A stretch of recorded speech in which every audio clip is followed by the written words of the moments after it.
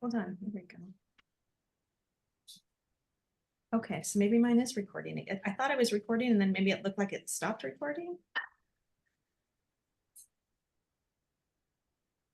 Shit's so confusing to me. I've got a note in the top that says recording, so somebody's recording. Okay. I think that I am. Okay, yeah, because Okay. it tells me that I can stop recording, but I thought I had already pressed it and it doesn't matter. Okay, it's 3 o'clock, so I think we might as well get rolling. Happy to see you guys. Carrie, I can't see you, but I'm still glad knowing that you are here. Okay, so maybe just like a couple of quick little updates. Let's see.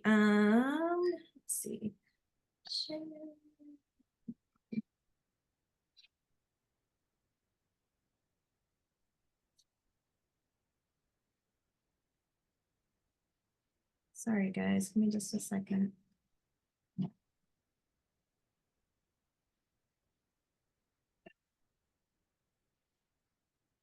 Can you guys see Grandma Bev? Yes. Are you guys able to see that? Yeah, okay.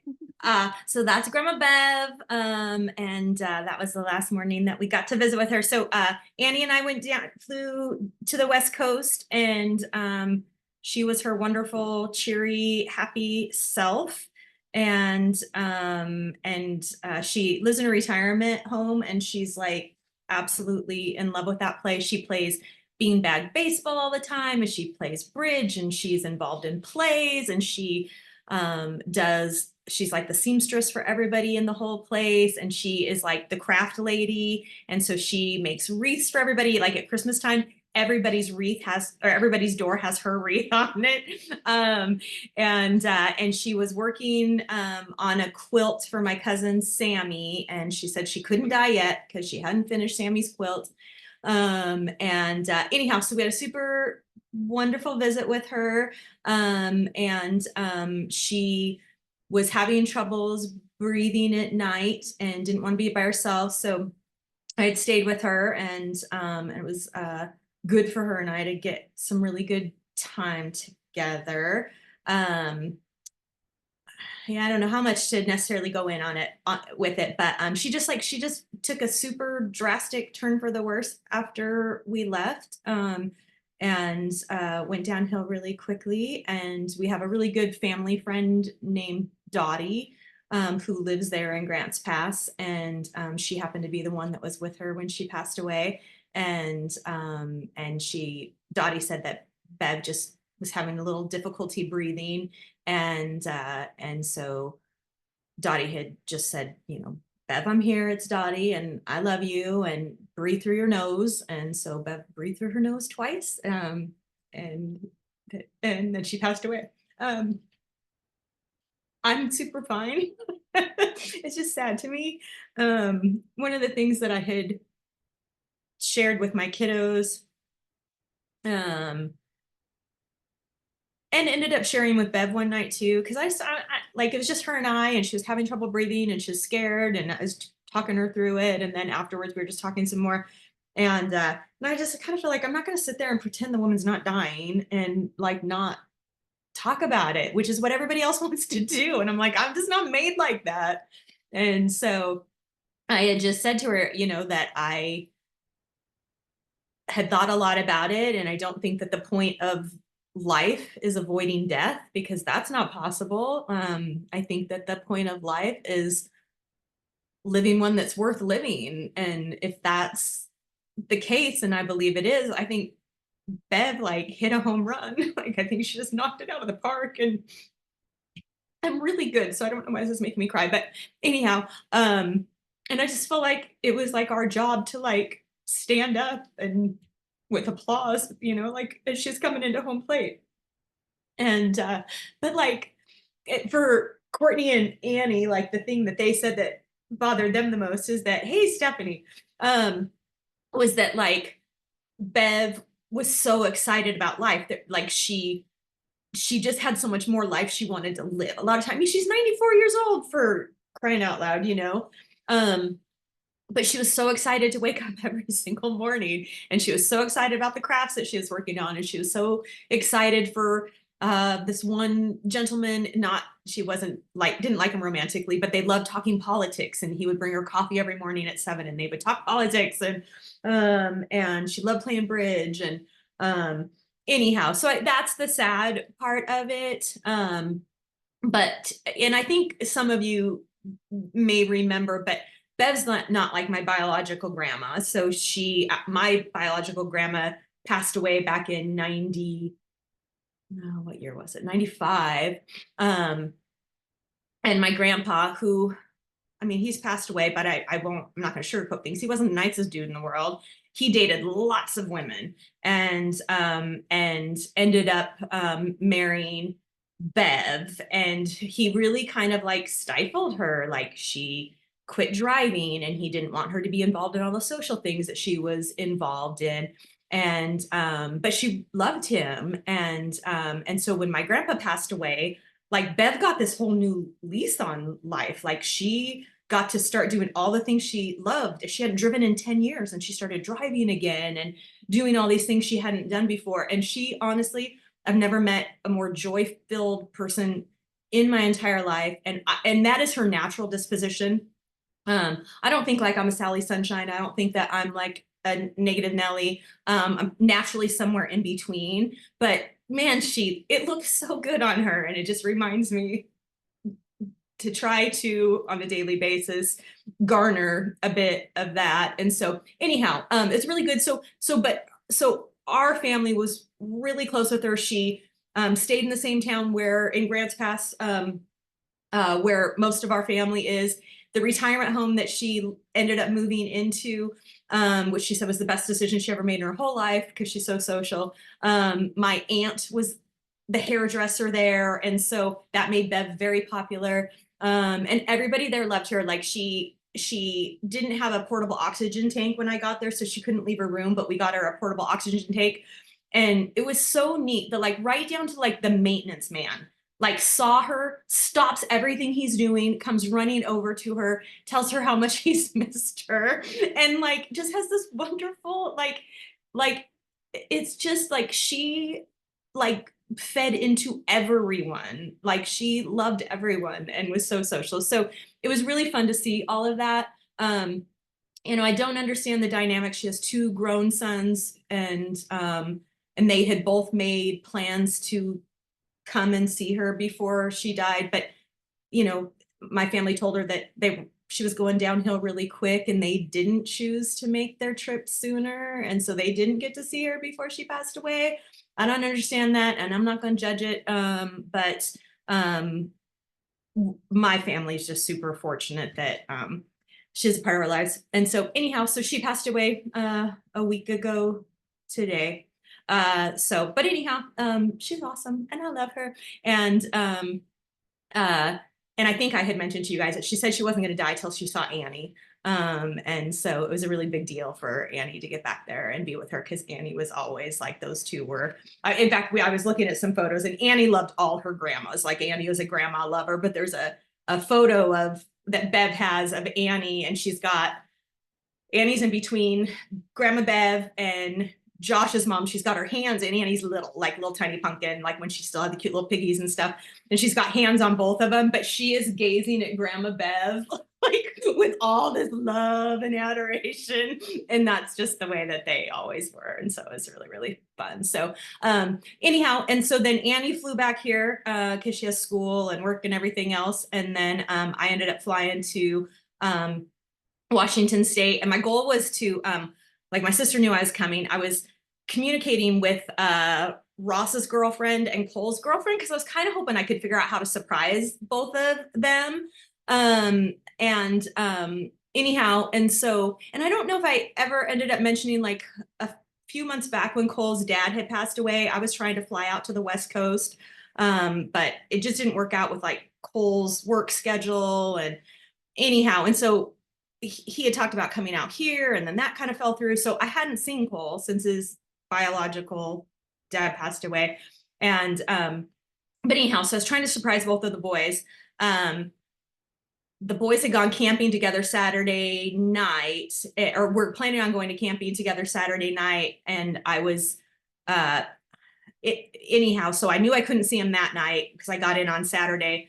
And so the girls were trying to arrange something to where I could see the boys on Sunday, but I kind of knew it wasn't going to work with Ross because Ross is not easy to persuade. And he'd be like up camping and probably drinking and tired. And there's no way he was going to agree to go somewhere where he didn't want to go on Sunday. I knew I could pull it off with Cole because he'll do whatever his girlfriend says.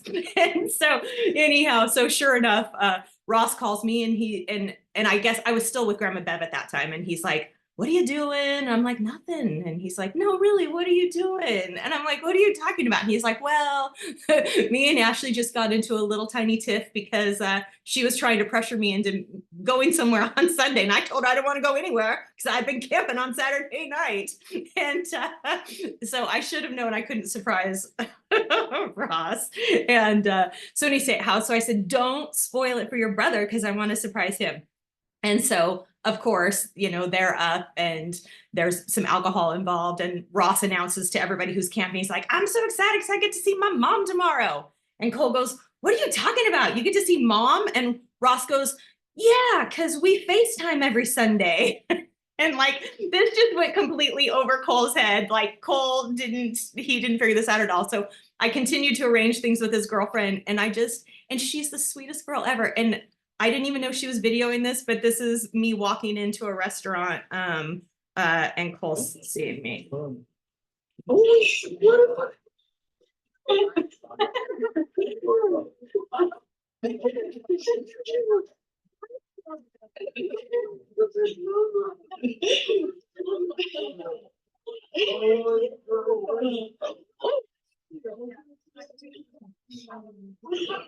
Oh, that's why I was outside. It was the funnest thing.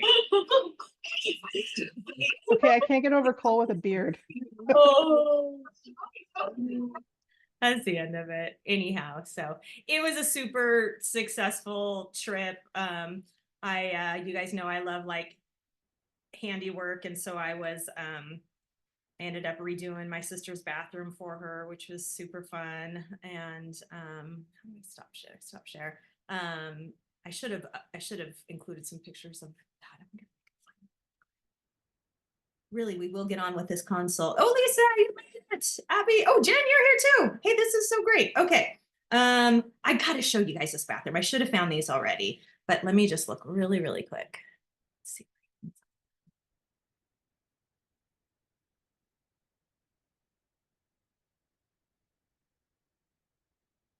Oh, I know I sent photos to my mom. Oh, here we go. Okay, so I'm gonna screen share again.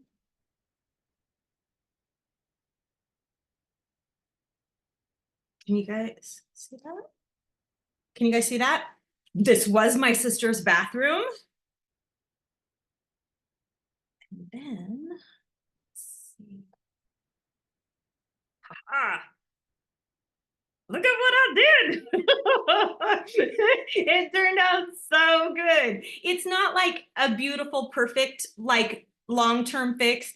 We just called it like putting lipstick on a pig. And so anyhow, it was really fun. So I did that. And I was telling Josh, like my sister and I are like so funny, predictable, like every night, like slightly before bedtime, like she would turn on like some of our favorite music, like rap from college, like mid 1990s rap.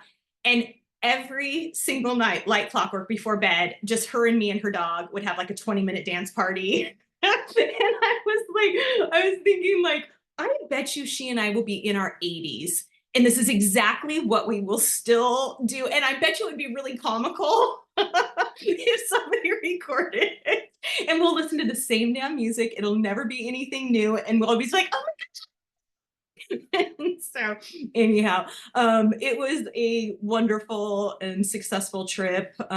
So overall, except for all the stress from me clenching my teeth, I popped a crown off. And anyhow, thankfully, my sister's dentist could get me in and they put it back on. And they offered me a job, but I'm not moving to Washington. So anyhow, so that was kind of fun. But successful trip. It was really, really good. So yeah, I think that's all the updates. Anybody have anything to update? No? All right, we'll get into photo critique soon. So, okay, Jen and Lisa and Joanna are our volunteers. Joanna, does it work for you to moderate and be a volunteer, or do you want to see if somebody else can moderate? No, I'm fine moderating. That's fine. Okay, okay. Oh, and one more thing. I was telling a couple gals when I first got on here, it does still look like we're moving back to Oregon. We aren't 100% sure, so we're just like in the process of looking at houses, and we were only supposed to be in Newport for a year. Jen's like, what are you talking about? We're only supposed to be in Newport for a year, and that's up in Josh graduates June 20th, and so it will have already been a year. His dad's coming out to visit. He's for Josh's graduation, which will be really good. It seems like so much stuff's been going on. His dad was just in the hospital for a couple days with heart stuff, and then his brother was found in a diabetic coma and like may lose part of his foot. Like stuff's just been so weird. So just good reminder to just like love on your people. And so all right, so let's see here. Screen share, Lightroom. All right, can you guys see Lightroom? Okay, so I'm just gonna apologize now. Like you guys have noticed it in past videos, like Lightroom runs so slow for me, and I was trying to like figure out what was going on earlier today. Like I can't even download the newest version of Lightroom because the operating system on my computer won't work with it. But I can't update the software on my computer because my computer's too old for the newest software. So my computer's like 10 years old, but I am not about to get a new one. So it's just painfully slow. So I just apologize for that now. So you guys know, as always, just you can type in all capital letters if you have questions, or just unmute yourself and ask questions. I'm not looking at what's in the chat, so Joanna will moderate that. But again, just feel free just to unmute and hop in. So, Jen, are you cool with going first?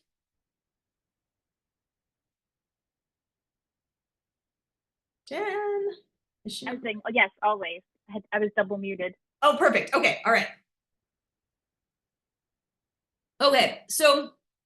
And you guys know too, like the gals that are volunteering, like if there's some part of like the questions that you had or whatever that I missed, feel free to just jump in there too. So I'm just going to kind of go through a series of photos that Jen had shared for hockey. Let me let's here quick. Make sure I have my notes. Yeah, I am so rusty. And this is a whole new experience for us, not even being outdoors. So it's fun. I mean, I used to do basketball, but there was at least windows in the gymnasium. So it is, yeah, you get the combination of low light and fast action, and there really isn't anything that's harder to shoot than that, right?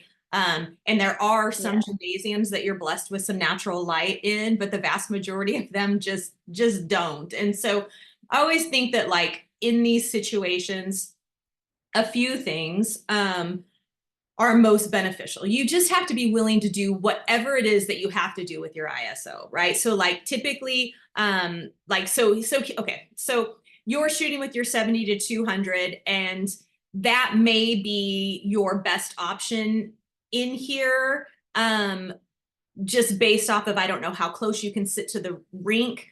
Are you able to get pretty close to the rink if you want to, Jen? We can stand right where you see the windows. You can. So, okay. Like okay. if you see the plexiglass, Yep. that's like where we are. We're Is right that along the edge. That's what you were doing in this photo? Yeah. Okay. And remind me, do you have an 85mm lens? No. You don't. Sold it. You sold it. Okay. That's okay. That's okay. I mean, I think your 70 to 200 is going to work in here. A lot of times in low light situations with fast action like this, I'll try to just use a prime lens and change my position to get the composition that I want based off of the focal length that I have, just because they'll open up to a wider aperture, right? But I think, I mean, again, like we've talked about in past Zooms, today's cameras handle highest ISOs so well that I know we can get less noise in these images for you too, even if you're using higher ISOs. So the trick here, in my opinion, is going to be and I know you did this in maybe a subsequent shot, but is just to go ahead and open your aperture as wide as it'll go. So 2.8 is where I would just consistently shoot in this low light of a situation. If this had natural light, maybe you could narrow it down to 3.5, or 3.5, but I think you're better off just shooting wide open in this situation. And then 1/320th of a second is where you're at. And I just think it like, obviously with this image, it's totally fine, but I would just so I would shoot in full manual mode, aperture wide open. I would set my shutter speed at 1/800th of a second. Maybe you could risk 1/640th, maybe.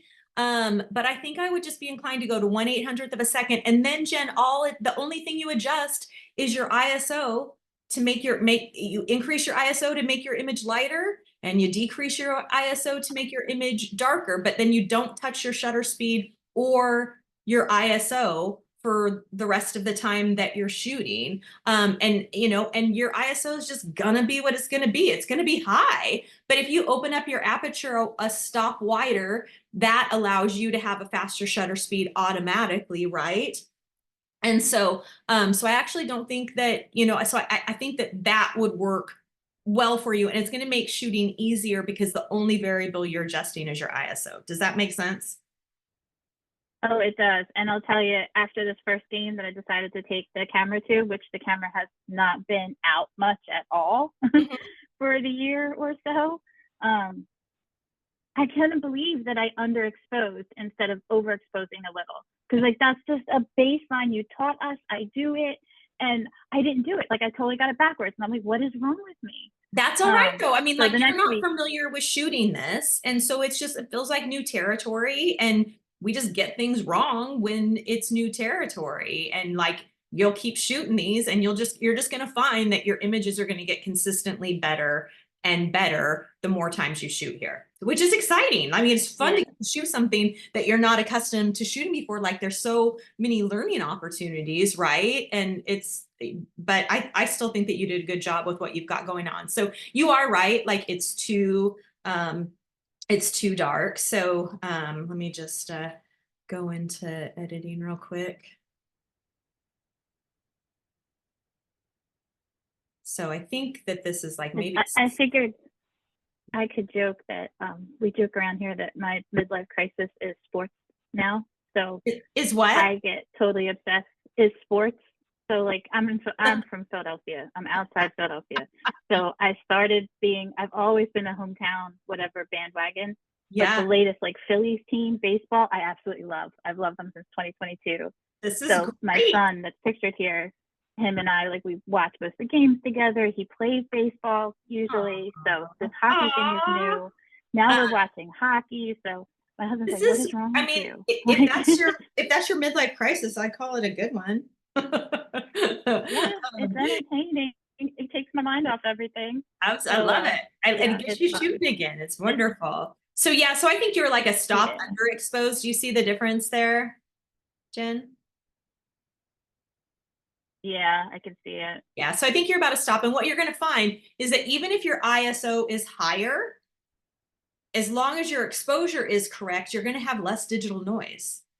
You're always going to have more noise in an underexposed image when you go and increase the exposure in editing. Does that make sense? Yeah. Yeah. So really, but I think that this looks good. So it's nice and sharp. So no problems there at all. And I would just do like a quick curves for artificial light, highlights and whites, skin luminance. I probably wouldn't do any vibrance. I love clarity for close-up. It's very infrequent that I use clarity for full bodies. Sharpen the shot. One of the things I'm noticing in your images is that you're getting that some of your lenses are just naturally vignetting a lot. And so do you see how dark the edges are there?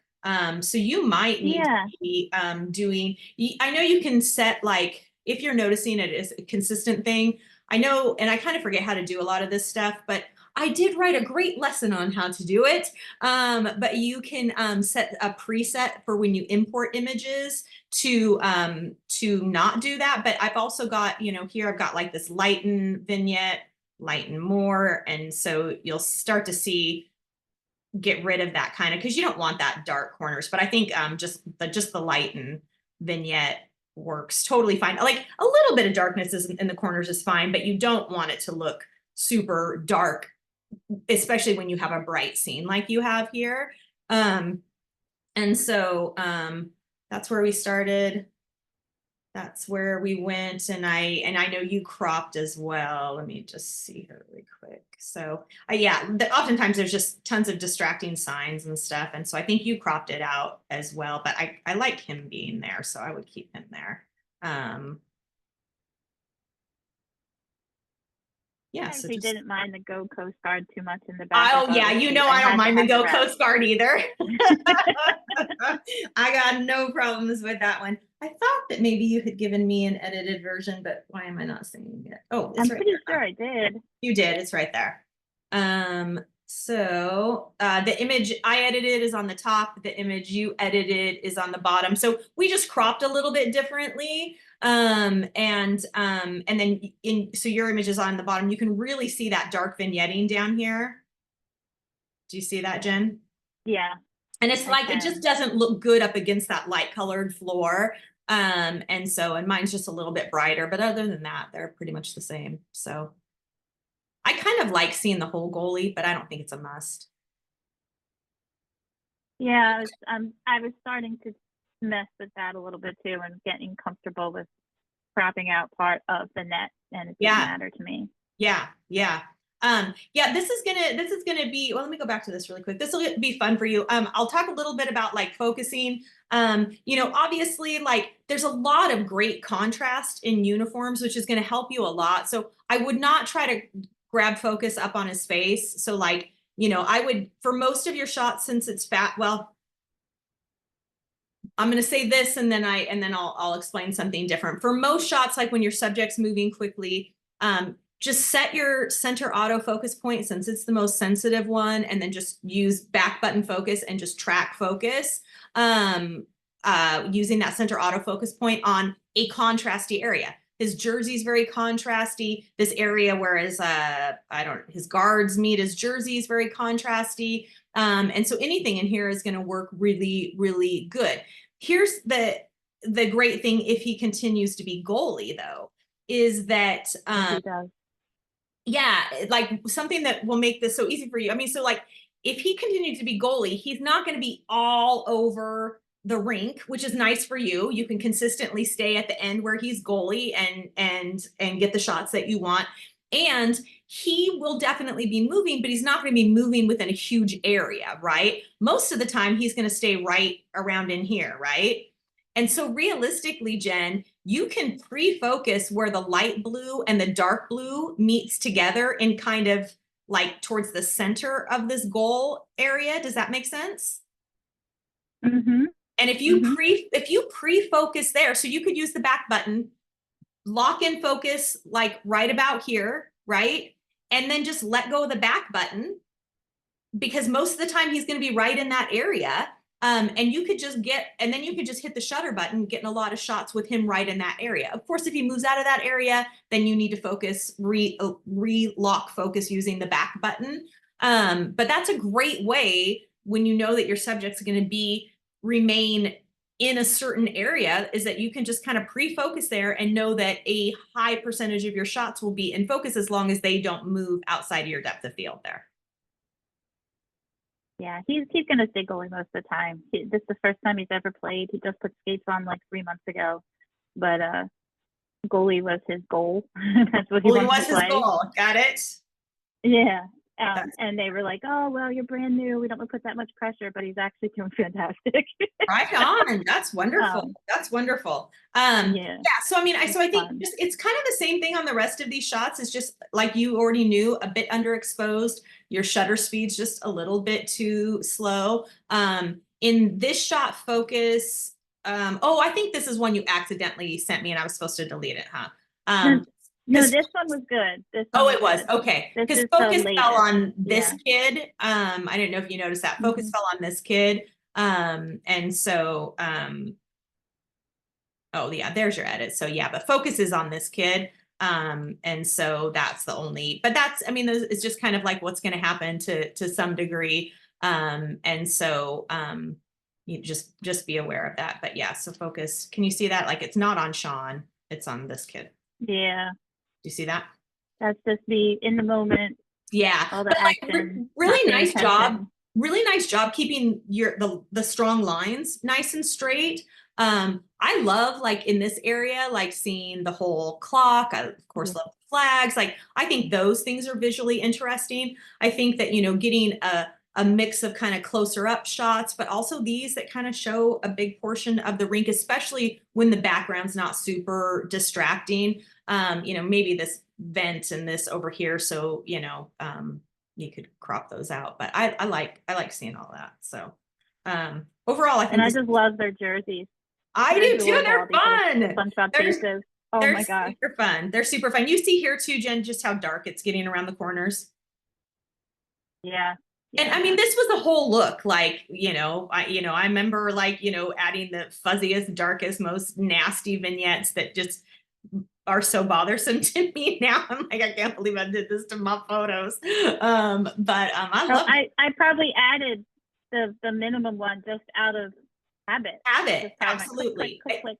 And it's easy enough to do that, like just do your editing out of habit and not really look at it. But just it's something to keep in mind, because I noticed it's on some of your other photos too, that when you've got a light backdrop like you do here, you're really gonna want to avoid that dark vignetting.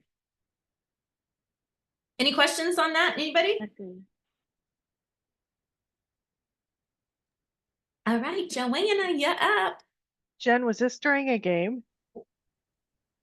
Oh yeah, I wanted to get back to the chat, but yeah, during a game. So he's that was intense, him getting ready to do his job at the goal. That's awesome. I love those. Yeah, I love those shirts too. Those are great. Thank you. Thanks. All right, Joanna. Yes, ma'am. All right. So correct me if I am wrong here. So Joanna, your notes had said that this was kind of a shoot that that this mom had requested kind of at the last minute, but then it sounds like the mom was telling you what she wanted, what time of day she wanted, where she wanted it, like that she was setting all of the parameters for the shoot. Am I correct in saying that? That's exactly right. She contacted me like a day before and said, can you take our pictures at 11:15 tomorrow, and sent me a diagram to this little park that she wanted to have it at. She was really in love with these stairs. I Yeah, hate yeah. doing photos on stairs because I'm not good at them. So I went to look before I met with them. So I only Yeah. saw it maybe an hour or so before we shot there. Okay. Smart of you to go in advance. Very smart of you to go in advance. So Joanna, like what are like you like with your business experience and I like even how you strike me, like I feel like you would tell somebody if something didn't work and you would be able to do it diplomatically and respectfully, like, or am I off track? Am I incorrect about that? No, I did tell him, I said, you know, that time of day, the sun's going to be really bright. It's going to be like a challenge to find, I almost sent you another photo, but it almost just really proved my point, you know, but that just like the light was just, I don't want to say it was awful, but I think people see like these picturesque scenes with trees and flowers and all these shadows, and I think that would make a great photo, but then you stick people in them and it's like, no, it's not a great photo. It is so true. Okay, so you did feel comfortable enough to tell her that. I did, yeah. Mhm. Okay, but what was her response? Well, this is the time we set up to take photos, so. Okay. I mean, to some degree, I can kind of understand that. This is obviously it's several generations, so Yeah, you know, getting everybody sometimes in the same place at the same it's time really hard. is challenging. So this is what they had set up. They Yes. were more excited, and they didn't seem to be bothered by the final product. Like when I delivered the images to them, they're like, "Oh, these are great," but I'm looking at them going, "Oh, okay, if you say so." Well, I mean, it's just one of those things where it's like you got some good images. but like, you know, that they could have been better if the lighting was better. So it's just this it's a frustrating thing. I'm sure that it was frustrating for you. You're like, are you kidding me? We're shooting at 11:15 in Arizona. So certainly, you know, like when you're shooting professionally, and I don't, you know, I've never shot professionally, so this is so easy for me to say, right? I can be like, well, here's what you would say. But like I've never done it, and y'all know, like I'm not good with like if somebody says I need the shoot at 11:15, like I am not good. Like I am not good at that saying otherwise. Like I'm like, okay, I don't, you know, so I don't think I'm a great example for this, but I do think that in general, the more successful you want to be in photography, the more you have to be willing to say, these are the 2 times of days that I'm able to shoot for you based off of the lighting. Which of those works best for you, right? Just because like like you're always gonna be limited by the quality of light at any other time, rather than whether, you know, other than early during the day or late during the day. You're just gonna have such severe limitations when you're outside, especially where you live, right? And so that's just something to keep in mind. You know, and I think that like sometimes just going, these are the two options which works best for you, sounds better than saying like, you know, that time of day doesn't work. Here's what time of day does work. But ultimately, like, you know, like I do think that our job is to try to take, because there's no ideal shooting scenario, I think, for a photographer. There are some that are more ideal than others. And we want to set ourselves up for success because it sets our clients up for success as well. But I would just croak to have to shoot in Arizona at 11:15. I would just croak. Like it sounds like my worst nightmare. So I feel for you, Joanna. I totally feel for you. So I think so then that leads me to the other thing. Like certainly if a client has a vision in mind for some place that they want you to shoot, I do think to some degree we want to accommodate that as well. But this is a really challenging place to shoot, not just because of the time of day, but because of all the lines, right? Like there's just nothing but lines. And then like, not just that, but then like, you know, like orange, like neon colors in the background, you know, it's just a lot of distractions. And so I think that you just had some struggles working against you. So I guess I'm saying that because like, I think that maybe, and I pulled up really quickly, I didn't look for very long, just some photos on stairs. And I think that you're, and I could be wrong, I think that maybe you're looking at yourself and going like, what am I not getting right? But I don't think that's the problem. I don't think it's what you're not getting right. I think it's the location of the stair that she picked. Like I don't, you know what I mean? Like I just don't think that these are the kind of stairs. So I'm just going to show you some just off the internet, and I'll tell you why I think they work. Okay. So first of all, you know what? I don't like that they cropped into everybody's feet here. Not happy about this. But aside from that, like these stairs work because even though there are some lines around, the background's pretty simplistic because the stairs lead up to like an open area that just showcases the sky, right? So whether the sky is blown out in white or whether or not there was blue, you know, in the sky or whatever, it's just a simplistic backdrop. So I think that works. And I have to say, I think kind of just all these kind of like everybody's posed a different way is kind of fun as well. When we go back to the photo that you of your group, they all had really fun red shoes on. And so that just made me think that something like this, and maybe you did it, that something like this would be really fun. One of the things, like certainly if everybody's feet were lined up perfectly, that would look cute. But I think part of what makes this shot fun is just how everybody's feet are in somewhat different positions as well, which I think is kind of cute. This one works because it's simplistic. You've got great leading lines and there's really nothing else, and it's perfectly balanced, or not perfectly, but closely balanced from right to left, right? And so there's just nothing that's a big distraction. There's not lines going in every which direction. They're just leading lines that take you through the photo. I don't think the direct sun hitting them from this perspective looks great, because it just makes everybody's eyes super dark. So I don't think that that portion of this photo is great, but I thought that was kind of cool. Don't like how she cropped into her feet down here. And then this one, I don't love, because I don't like how the stairs are going at kind of like a wonky angle, but it's fine. But I do like how like you've got these two sitting on the same step together, and then you've got everybody still really well connected. And then I thought this one was kind of cute too, but I just pulled up stuff really, really quick. But like the common denominator in all of these, lighting aside, because the lighting was good in all of these except for this one that I pointed out here. But the other thing going on with all of these images is just complete simplicity, right? Like there's not lines going in every which direction.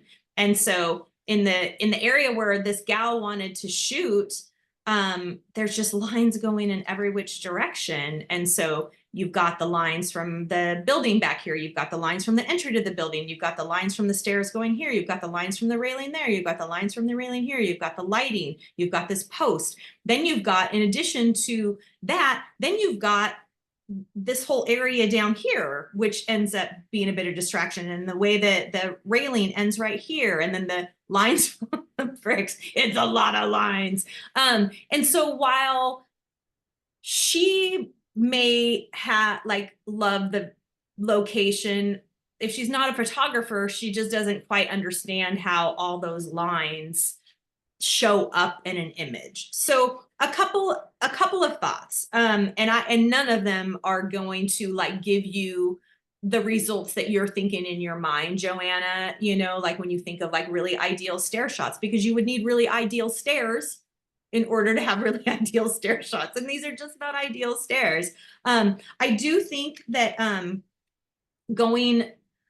cropping this horizontal eliminates a lot of the lines that are problematic. Not all of the lines, but it eliminates a lot of the lines that are problematic. Gets rid of a lot of this space down here that I think kind of pulls your eyes away, gets rid of this big post and this building here, which I think pulls your eyes away as well. So I definitely think that could simplify it for you a bit. Although I'm guessing you probably shot some horizontal images, and so you've already figured that piece of the puzzle out anyhow, but I did want to show that to you. Some other potential things that I thought about. Let me just show everybody really quick, because Joanna supplied some really nice scene shots, which are always so helpful for me. But this just shows, so they were over here, but this shows you just like this direction was just impossible too, because the lights all dappled through the stairs over here. What is nice is that you've got a really nice natural reflector here where it'll just bounce a whole bunch of light onto your subjects. But it's just about a really challenging place to shoot. If they're, so a couple of thoughts.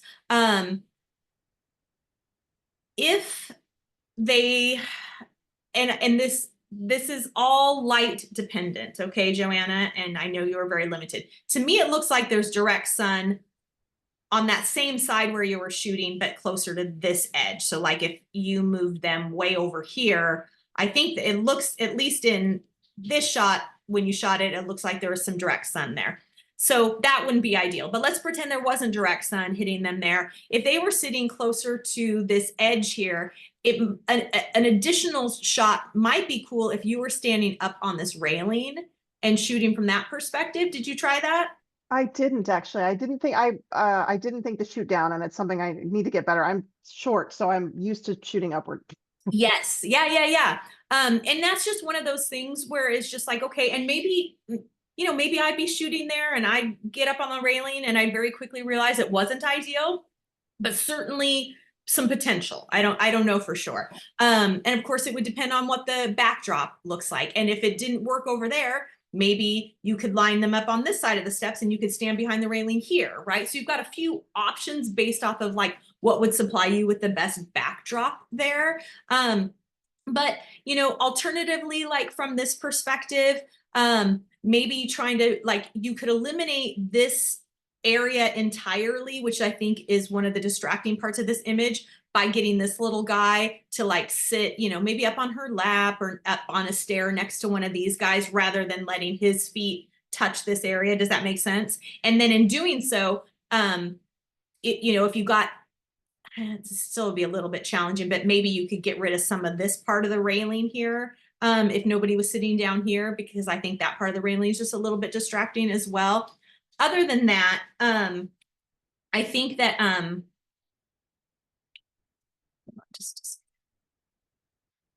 why is it not showing me your shooting information?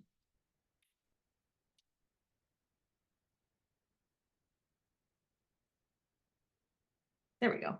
Let's see. You were at 200th of a second, f6.3, ISO 250. This is, your settings are totally fine. Just to be on the safe side, I would double my ISO to 500 so that I could have a shutter speed of a 400th of a second, just in case somebody decided to like do something, you know, quick movement. And then I think your exposure looks fantastic. Like those skin tones are just creamy and fleshy and really nice. And I know there's great illumination from that hot sun hitting the ground in front of them. The two gentlemen ended up with some hot direct sun hitting them on the head, which like gals with longer hair, a lot of times their hair can block that from happening, but guys without that end up with that direct sun hitting. And so, you know, the only thing that you could potentially do is either move them into different lower positions or have them turn, like you move more to your left and have them turn a little bit more towards you. But like you can see, like here, her hair blocks it. She got a tiny little hot spot on her nose, but that doesn't bother me at all. But her hair blocks most of it, where for them, it ends up hitting both of them. Because it's not a close-up portrait, I don't find it overly distracting, but it's just something to be aware of. I really love, like, I mean, like his little body position looks so cute. Like that's a really cute pose on him. I think his looks great. I think hers looks great. His looks fantastic. Like he looks like a natural. I think dad works back there. I think mom looks really good and comfortable. I think that like crotch shots like this end up being unflattering, even though like, I mean, it's not, I mean, it's not like she's sitting like spread eagle or something like that. But I think if you just had her drop down this leg straight or this leg straight, it would eliminate that. Does that make sense? And then this little cutie, she's the only one that it didn't end up being like a flattering position for her because she's sitting back, right? Like she's leaning back. And what we all know is that when we lean back, whatever part of our body's closest to the camera, that ends up looking enlarged, right? And so I would just have encouraged her to try to lean forward a bit, just so that her face was closer to the camera, and like everybody else's is. And then I think it would have been a more flattering shot for her as well. I love the shoe thing. So I think that did you end up getting any shots with all of like where their shoes were kind of the focus? I'm looking through the images I delivered. I don't think I focused so much on the shoes. There were some in other poses where I got the shoes were kind of highlighted, but not Yeah. on everybody. So Yeah. yeah, I tried to work on it, but It's really cute. I mean, it's really cute. And that's, I think that that's like a fun thing that they ended up doing. And again, so I think something like that may have been a fun option as well. But that requires a lot of like thinking on the fly, right? And you were probably already kind of overwhelmed with all the thinking you had to do in relationship to the lighting problems. The other photos Joanna had supplied, it's just, correct me if I'm wrong, Joanna, just showcasing how harsh the sun is. Yeah, and it's shadows everywhere. dear And, Lord. and Yeah, you're it's like in the middle of a neighborhood. This isn't even their neighborhood, so it's not like it was their house in the back. that's so interesting. I wonder why she is so pulled to this place, because I was thinking maybe it's her neighborhood. So anyhow, Joanna, like realistically, like, you know, like in editing, like, you know, I probably would go in and just try to like use the brush tool to kind of desaturate. I don't know. I don't think you're gonna be able to make it perfect, but maybe, come on, computer, you can do it. Maybe just trying to desaturate, what is on here? Oh, brush, is that what I do? Yeah, so maybe just like, taking the saturation slider, maybe would do that. And just trying to brush down some of that orange a little bit. Yeah. Okay. Does that kind of like makes, just so it's kind of like more muted? Can you see that at all, Joanna? Yeah, I can. You're right. That's a lot better. And there's actually quite a bit. There were a lot of tables and stuff up there that were those same bright colors. I was really trying to minimize what was in the Ah, background. that's rough. That, I mean, like, yeah, I'm like, I would have been sweating bullets, not only because of the weather, but because of all of this. I don't find the green nearly as distracting. So I don't really find that problematic. So just go through all the regular, editing. I don't want to turn everything into an editing thing, but curves for natural light, highlights and whites, skin luminance. I don't think you need any vibrance, clarity for close up, sharpen the shot. I would vignette this. And then realistically, well, I don't love that, but let me close that. I'm going to open the shadows just a little bit because I don't like how dark some of the shadows got on them. And then I probably would use this brush tool again, just to darken this side of the stairs, because I find it distracting how much lighter this area and this down here is. And so I create a new brush, and then just probably decrease the exposure a bit. This isn't going to be perfect. This is just me moving quick.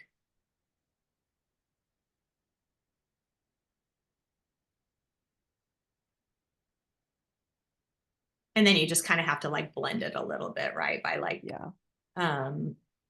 You would just set it, you could create another brush, and then just kind of make it less dark over here. Does that kind of make sense?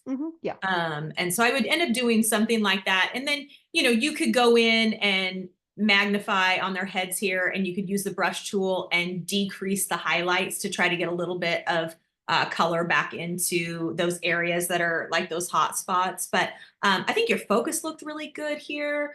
And so I think that this is still a good and salvageable shot for you. And you did the right thing by showing up there early and, just trying to like survey the area and figure out what you could do. I just probably would try to create some verbiage and to where your clients really knew that there's really 2 times a day that you shoot. And again, yeah, it's just tough. It's just tough. But I think that I think you took a tough situation and turned it into something good here. And I think a little bit of editing will get you even closer. So anybody have any questions on that? You, Joanna? I do not. No. I like the posing. That little boy at the bottom, he's so cute.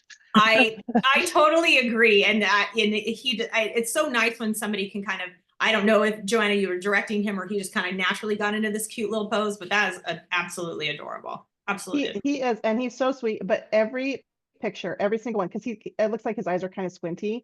Every image, it looks like his eyes are closed because he's got kind of like this scrunched up expression. Yeah. But he's super sweet. He may too like have eyes that are sensitive to the sun, and it makes him squint more than the average person. But yeah, he's adorable. He's really cute. And I think those red shoes and the jeans on everybody is really cute as well. So I think that's like a good example of like, you're casual, but like you still got like something kind of cool, like tying everybody in together. So I enjoy that kind of look. So, okay. Any other questions or comments? Nope. Thank you. Lisa, you are up, my friend. Woo woo. Lisa, are you unmuted? Am I unmuted? I think I'm unmuted. Oh, perfect. Okay. Yep. perfect, wonderful. Okay, well, that was your edit. Hold on. So this is your original. Good light in here. I'm guessing you chose the time of day and the location. I did. Well, and this is a client that I've had. I think I've been taking photos for their family for like over 10 years. So Yeah. yeah, yeah. And his mom was a former model, so he kind of knew what, like, it was just a fun session. We had a great Like time. he knows what he's doing. He did. Yeah. I was like, we had to work a little bit on like pretending to walk towards me. So that took Yeah. a moment, but I didn't want Yeah. him to actually walk. Got it. So, because then you get Okay. him out of the place where you want him. So Yes. yeah. Anyway. For sure. You guys definitely, I'm sure this is true for everyone if we look hard enough, but man, you guys have some cool locations to shoot. We'll get to it later, but like Joanna, that shot with your daughter and your new pup, holy cow, it's so, I just thought I was going to lose my marbles. It's so pretty. Anyhow, something that it is so striking to me, and you probably saw it, and that's probably why you are in this location, just like the contrast between these flowers and then the black here that he's wearing, and then even like the lights that are twinkling in the background. Like, it's really, really cool. And I love like the shape of these windows and then the scene reflecting in them. There's some, I mean, this is a really cool spot. This is a really cool spot. Not enough. Well, I don't know what the whole thing looks like, but this would be a challenging location with a family, but like an individual or a couple or something like that, I think works well here. So 500th of a second, f4.5, ISO 640. I think all of that looks great. Like yeah, sure, you could have a lower ISO if you wanted to have your shutter speed slower, but why, right? Like, there really wouldn't be any benefit to that. Your camera handles an ISO of 640 just fine. And why not just give yourself the extra flexibility with your shutter speed at 500th of a second, just in case he did decide to, like, I don't know, spin his jacket to the side or so, you know what I mean? Just anything that you would need a faster shutter speed for. So I think this looks really, really good. I think that the exposure looks great. His skin tone is really nice and fleshy. Oops, I don't want to magnify that big because that never looks good on anyone. Focus looks fantastic. Let me just, focus. Yeah, focus looks really, really sharp. So now that looks good. I think you may already know where I'm going to go with this, in that so full body shots work, in my opinion, only work well when the area down around their feet is super simplistic. Now, what he's wearing that's very simplistic, right? Like, if he were wearing, some jeans and some ugly tennis shoes or something like that, so like some like dorky runners or something like that, this would be a totally different image, right? But what he's wearing totally works. The place where I think it gets a little bit distracting, and this is probably a result of him walking, right?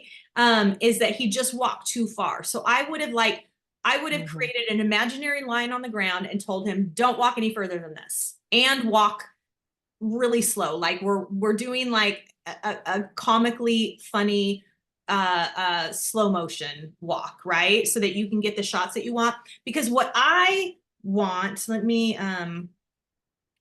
pretend that I'm not cropping into his feet here. Let's pretend, if my camera ever pulls it up, let's pretend that his feet are still in the image, okay?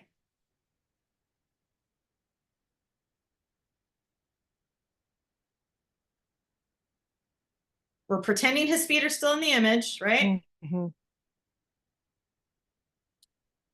Yeah, just putting him back a little bit so it's behind that cross of the. Like, do you see like how different it looks just in the simplicity of the image? Now, realistically, depending upon how important this shot is to you, I imagine you could probably do some sneaky editing and make it work, just by trying to like make, I don't know exactly how I would try it, because I'm not amazing with stuff like that, but maybe you could potentially pull this circle out further, or I don't know what you could do. Or maybe you just wouldn't at all because it's not that important to you. But can you see that simplifies the image so much? But you can't crop into his foot like I did. No, Like, that's totally not optional. can't do it. So anyhow, so that's like the main thing. So again, but the solution to that is just telling him this is an imaginary line. You don't walk past here, right? Mhm. Because you would have already in advance realized that you don't want to complicate the overall image with those extra lines down at the bottom. So other than that, I think that I would, in editing, and you probably already did this, is like if you go all the way down and hit down to the section where it says transform and hit auto, it's going to straighten up some of these background lines for you. And then in cropping, I just want to get rid of the signage that was up there. And so I probably just would do something like all those windows, so I don't want to lose them. Yeah, I'm trying to decide, do I lose some of the windows in order to lose some of the cement down here? And that's a decision for you to make. I don't know the answer on that. And then I'll just curves for natural light, highlights in white, skin luminance. I love it when I feel like my presets from all those years ago, 2015, 10 years ago now, I'm like, dude, they don't work. Still working away. I love it. I probably would not vignette this just because some of the light background. And then I probably, as much as I appreciate the darkness, I probably still would open up the shadows a little bit. So I have like a little more detail in his blacks. Do you see that? Hmm. Okay. So that's probably where I would go. And I'm going to pull up your edit here just to compare. I warmed it up quite a bit. Yeah, you know what? And may have, that's just a preference thing. That's yeah, I may have done a preset. It looks like the shadows might be a little blue. I may have done one of my presets okay. on it too. You know So, what? Like, I mean, ultimately, like part of what a professional photographer does is they have a stylistic editing, right? Like part of your editing is part of like your identity as a photographer, which is why you got to make sure that you don't follow trends in editing, Mhm. which you don't. And so like if a lot of your images, you know, like if you like the warmth, then that can be part of what you do as a photographer. If you like rich blacks, like you've got here, like maybe I lighten mine up a little bit too much, I'm not sure. If you like the really rich blacks, then maybe you go for that. Like what we both have consistently here is a real vibrance in the skin tone. And to me, that is that I think that that is something that needs to remain consistent in order for your subjects to look good, and for an image to look correct. So even though the rest of your image is darker than mine, you still have accurate skin tones. Do you see what I'm talking about Mhm. there, Yep. Lisa? Yep. And so part of this is just preference and the style you're trying to create for yourself as a photographer. So I don't think my edit is better than your edit. I think that they're just different stylistically, I right? do like pulling out the letters at the top though. I think that super helped. And Cleaner. yeah, and I feel like the vibrancy of the flowers in your edit, I like that a little Yeah. better. The Yeah. color got a little lost on the left side. Yeah, I can see that. I can see that, but I can appreciate how rich the blacks are in your image too. So so I'm not sure. Does anybody have any thoughts or want to weigh in on what they think with the blacks, or preferentially like where your head's at it, or something that you're seeing that Lisa and I are not seeing? Well, I guess I'm kind of curious, were his slacks black or were they gray? Because in Karen's image, they look a lot lighter, like were gray. They were black. This is Yeah. good to know Okay. too. The thing to remember is that there are various shades of black. There's Yeah. also different like tones of black. Some blacks have more blue in them. Some have more Mhm. yellow in them. It's kind of an interesting thing. And so, but let me just see. Let me try to not what were open them they? too much.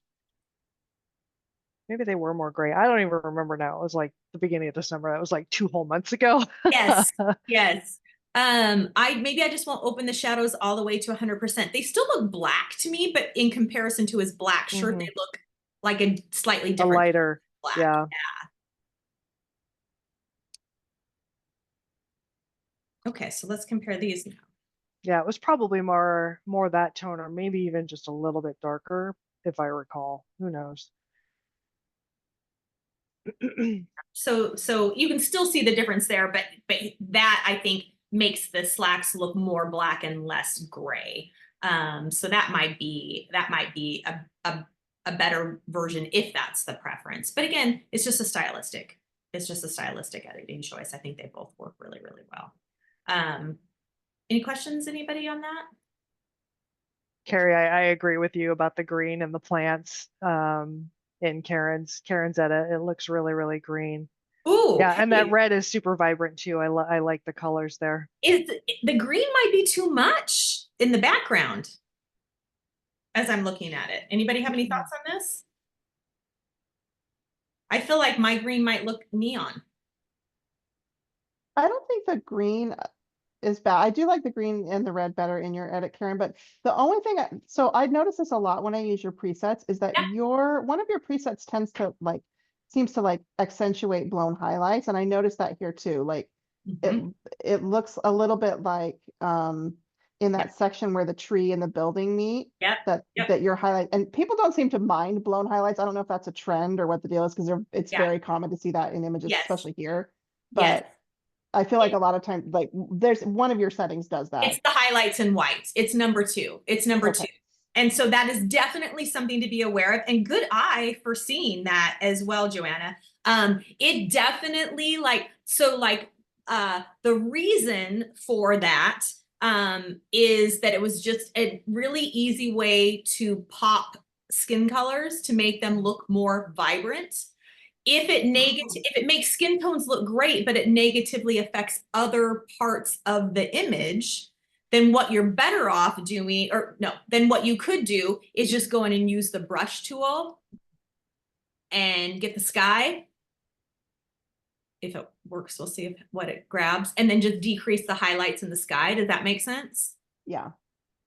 Oh, I'm going to stop this because it says it's going to take 7. Oh, it's okay. It only took 7 seconds. Good job. But I mean, certainly those highlights were, because I can, They were blown. Yeah. Yeah. I don't think there was any detail in the sky because I do think it was maybe wispy clouds, and yeah. But I Joanna, could have brought it back, but I didn't want to.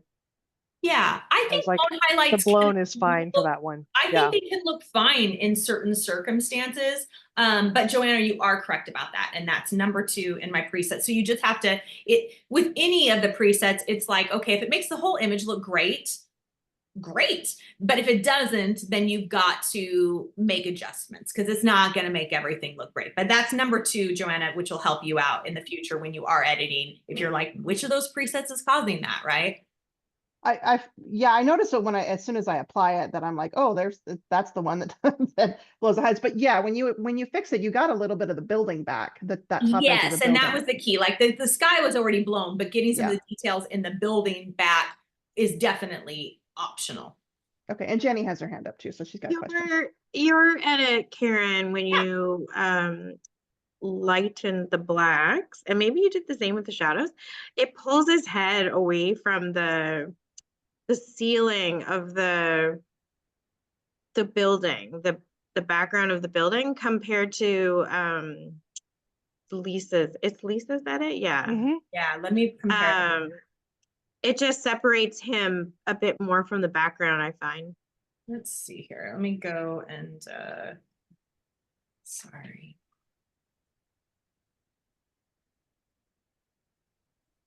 Oh, I think Lisa's image still looks blurry. There it came in. Yeah, I can see that because what ends up happening is, and correct me if I'm wrong here, Jenny, and what you're thinking, like it's kind of dark underneath, like above his head on this white area. Yeah. It blends with his head more. It does. And then Mhm. here it just separates it more. Yeah, that is interesting. But my eyes had not caught that, but I do definitely see that. Good eyes, ladies. I now think that the greenery back here looks too green. And so maybe I would go down and decrease the saturation there because I do like how the reds look better here, but I think the greens back here look more natural. That looks a little neon. At least on my computer screen, it looks a little neon to me. Any questions on that? Right. So another one, same gentleman, let's see, shooting this at 2/50th of a second, f3.5, ISO 1000. So here is where like you had to increase your ISO in this location, and so you allowed a slightly slower shutter speed. I think again, it totally works. Like Lisa, like you consistently, and I think it's because you shoot so much. Like I don't see problems with your settings really ever. Like it seems like your settings are always intentional. Is that a correct assumption? Once in a while, I'll forget that I have my ISO at 6400 or whatever, but I usually catch it pretty quick because I can see it in the back of the screen and I'll be like, oh, wait, scroll that back down. That's not where I want to be. Yeah.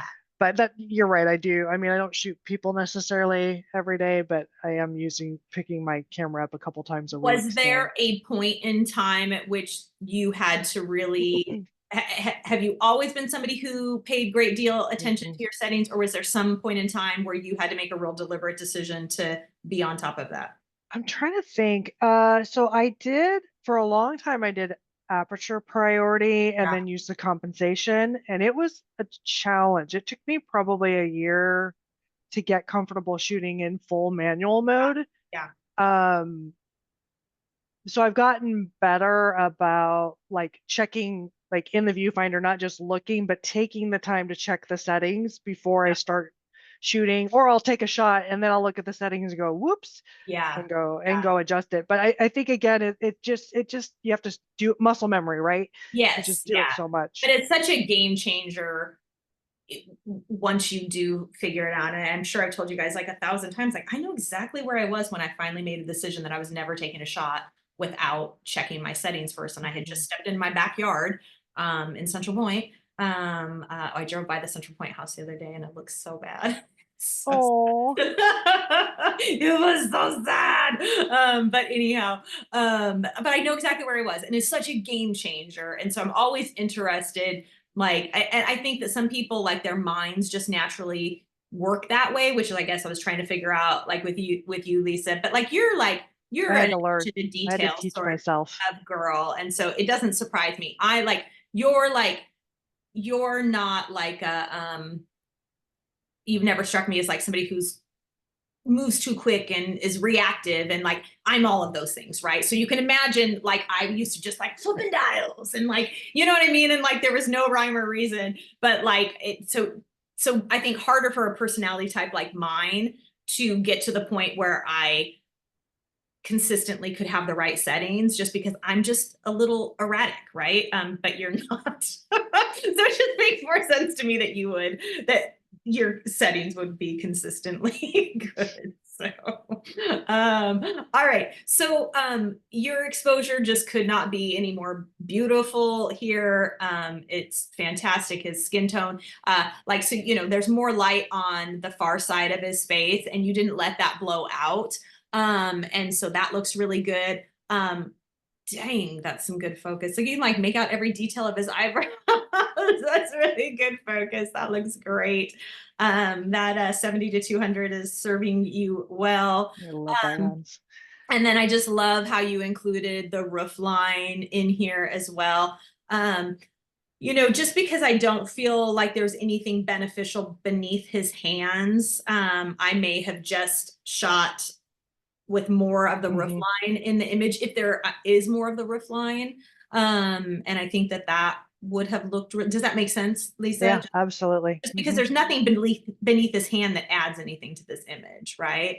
But that stuff, that is incredible up there. So so I think that you're shooting everything right there. I think that like that's a perfect example of where like a vertical image works so good, because there's something in a portion that by shooting vertically, you're able to include something. Same thing with the last shot, which we'll go back to. It allows you to include something that adds visual interest to the image and makes it a better shot. Like y'all know, I love a horizontal image. You all know that like research based, like your eyes flow more freely through horizontal image. But there are times where vertical images, if not just for the sake of variety, but for the sake of like including something that just makes the shot so much dynamically better. And so same thing in the other shot here is just those windows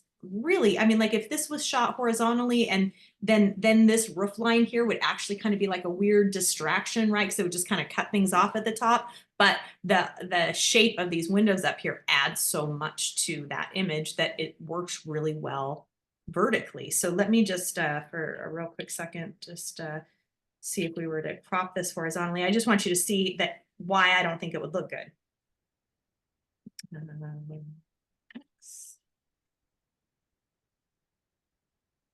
Then all I can see is that silly heater in the background. It drives me crazy. You certainly see that, but like also the way the roof line comes down at a funky angle, it just looks more distracting to me. Yeah. And so whereas here, yeah, I mean, those windows add something so beautiful to it. Like, so the vertical was such a good choice there. So, so let's see, you did a black and white edit here, which I think looks really good and like very like, could go in a magazine, like very editorial. I do have to say there is something about the warmth in I here. kept it in both when I You gave it to did? the client. Oh, Yeah. good. Oh, So good. there were only a few that I did black and white because I don't think the image we were just looking at would have been as impactful in black and white. I think the flower colors and the greens in the Agreed. background added. Definitely. But this color. one I felt like you could go either way. So I gave her both. Okay, that is such a smart move because that just the way the warmth ties into those wooden beams, and you know I love me a good black and white. So like, Then there's like there's some other ones that I did that were horizontal that you can see the red doors on the side, and those I kept in color as well. Neat. Oh, how exciting. What a fun place to shoot. It was really cool. What is this place? Yeah. So it's this tiny little, so it's downtown Ocotillo, is what it's called. And it's like this apartment complex, and they have a couple of restaurants, but it's kind of a Mediterranean vibe.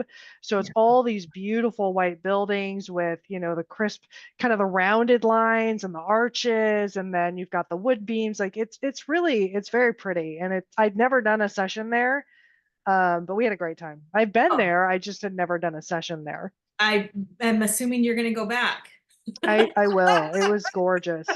It was gorgeous. Yeah, there's a lot of people though. I think we went on like a Saturday or okay. Sunday wasn't so bad, but Saturday gets kind of crazy. Yeah, I like that crop better. Yeah.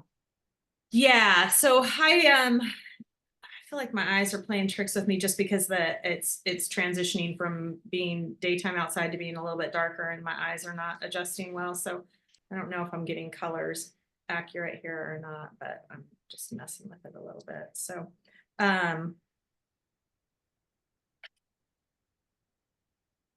so the shot on the left is your straight out of camera. The shot on the right is my edit. And then yours.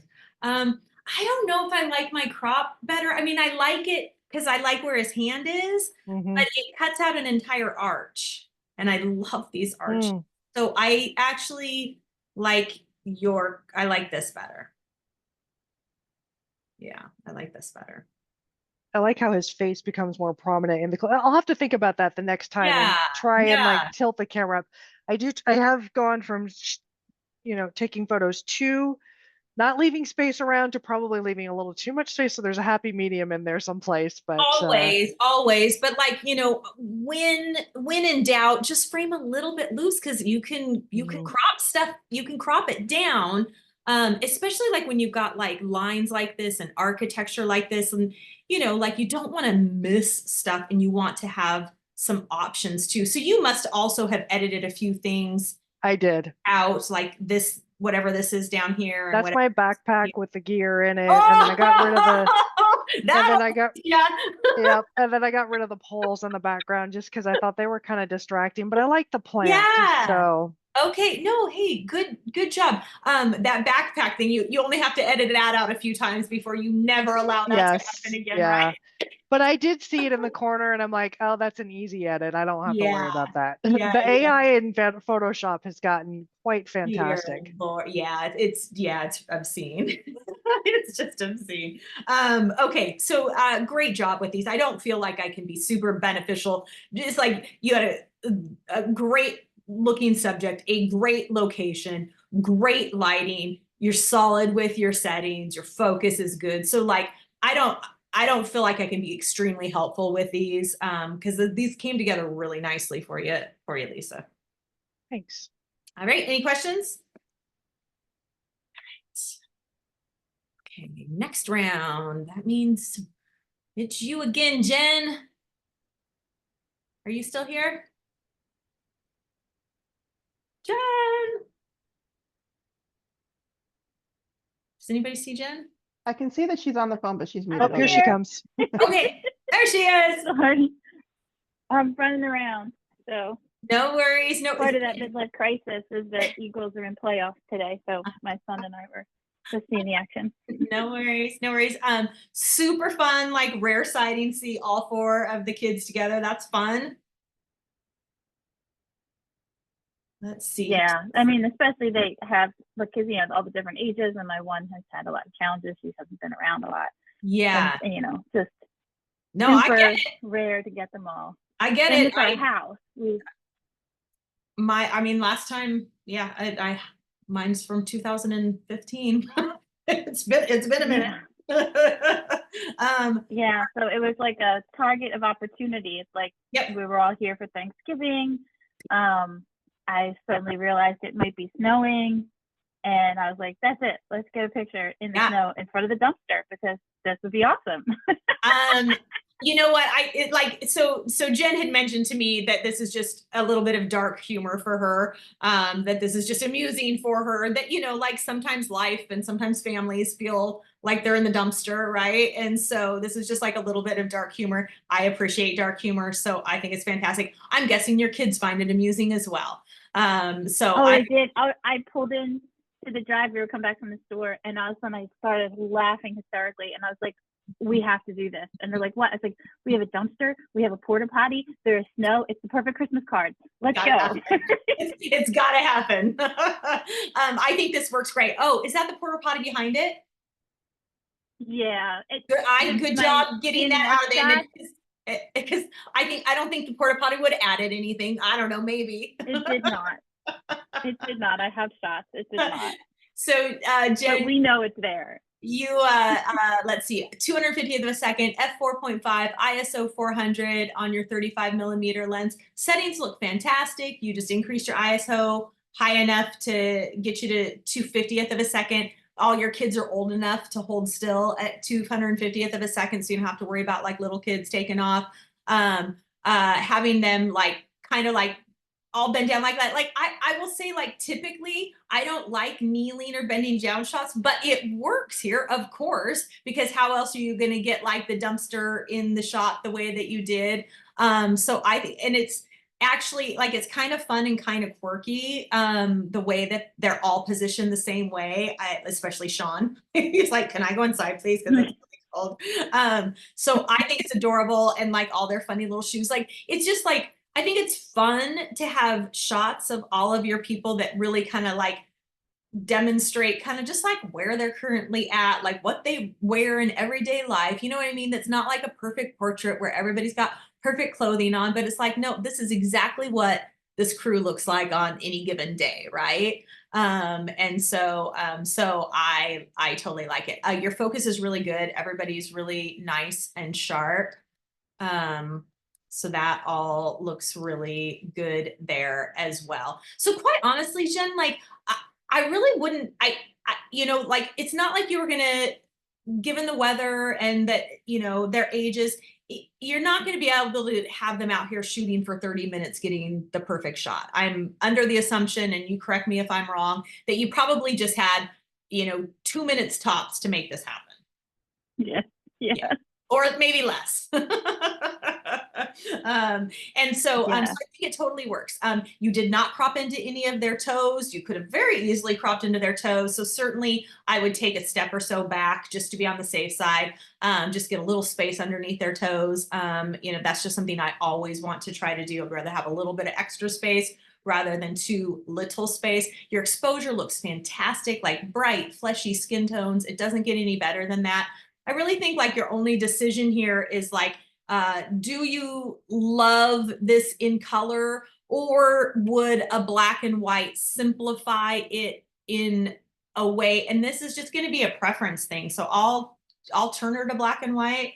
And then you can just decide what it is that you think. When I turn it to black and white, the shadows get too dark. So I'm just going to open up the shadows a little bit because I want to see more details in the shadows.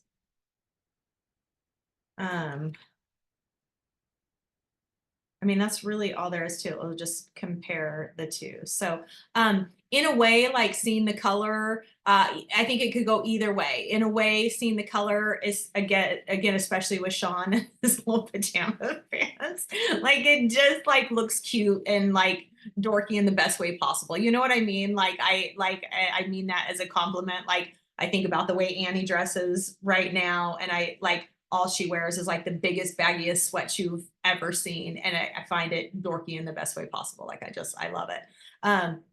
And so, so that works. The dumpster right now is so, I mean, it's beaver orange and OSU beaver orange and black. So I got to love that aspect of it, but it's a lot, competing with their heads.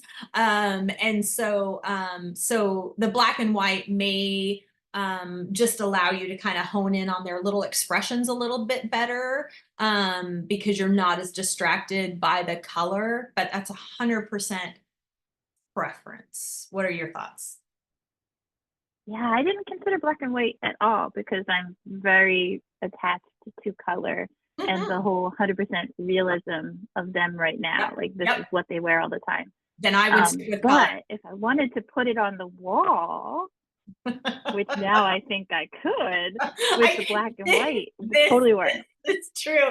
This is true. And my part of my mind is like, oh, because like I like to have a group photo of them right now, and then for it to have the humor, the kind of a sentimental humor, that you find with it. If you did want to frame it, that is a great way to do it. But like, if you framed it the way it is, it might be a little distracting on the wall. I'm just saying, but it's still fun, right? It's still fun. Like if you had a digital photo frame and that came up, it would catch your eye more than the black and white would, you know, in a fun way. Yeah, So I usually get an ornament made at Shutterfly, like of their together picture every Christmas. And last Christmas we couldn't do it. Didn't have all four. Yeah. But this one, I was definitely going to make one and put on the tree. And now I'm torn. I was going to do the color for the tree. Oh, I'm torn if I want to do black and white or color. But like I said, I'll probably print it to put on the wall. Yeah. Since our photos are so out of date. You could do one With on the either black and side of the white. ornament, and then you can flip it. Yeah, that's how Shutterfly does it too. Oh, They have hey. You can do sides. 2 photos. Yeah. Good idea. That's such a good idea. 'Cause Yeah. then it's just like whichever one you like better, you can do it. Or if you just feel like being funny There we one day, go. put it on the color one. Like, I dig it. I So don't have I to think it's a fun decide. shot, and I'm glad you got it. And there's not a lot I could say to improve it, because I think that you shot it really well, especially given the fact that I know that you didn't have much time to make that happen. Any questions? Okay. Yeah, no, I wasn't sure of any other perspective because you want them straight on and the same plane. And then I've got, you know, just the basketball net going on, the house and everything. I wasn't sure if there's any more. I don't think so. So like, I mean, I think that like all of this is part of the story, like, right? Like this is where your kids grew up, right? Like this is where you live now. This is the holiday season. You can see the lights in the background. I mean, as silly as it sounds, I even like seeing the basketball hoop. Like it's just part of, like if you just were like took them somewhere to pose them, this would not be where you would do it. You know, but like this is your house and that's all part of the story, right? So from my perspective, it works. And I want your house in it, including your cute blue shutters. Thank you. Yeah, Mhm. I love this one. It wasn't even planned. It was spur of the moment, 5 minutes. It makes it even better. Good shoot, Yeah. Jen. Thank you. All right. Joanna, you're up. Dear Lord. I seriously, that puppy in this location. Oh my gosh, it's just killing me. It is so good. How old is your pup? And remind me of what your pup's name is. His name is Goose, and he's about 4 months old. Could not be any cuter. What's his personality like? He is super hyper. We thought like so he's a golden doodle, and Yeah. it was totally like an impulse buy. My older daughter, not this one, she told me she was getting a dog, which is a whole other thing, but she was showing me where she found the dog, and it was just like puppies.com or some dopey website, and I happened to look, and like the first thing I looked at, and it was like, oh, golden doodle puppies. And I guess the breeder that we got her from, I wouldn't normally get an animal from a breeder, but she said she had 3 dogs that all dropped litters within a week of each other, so she was getting rid of them for relatively inexpensive compared to what you'd normally pay. Yeah.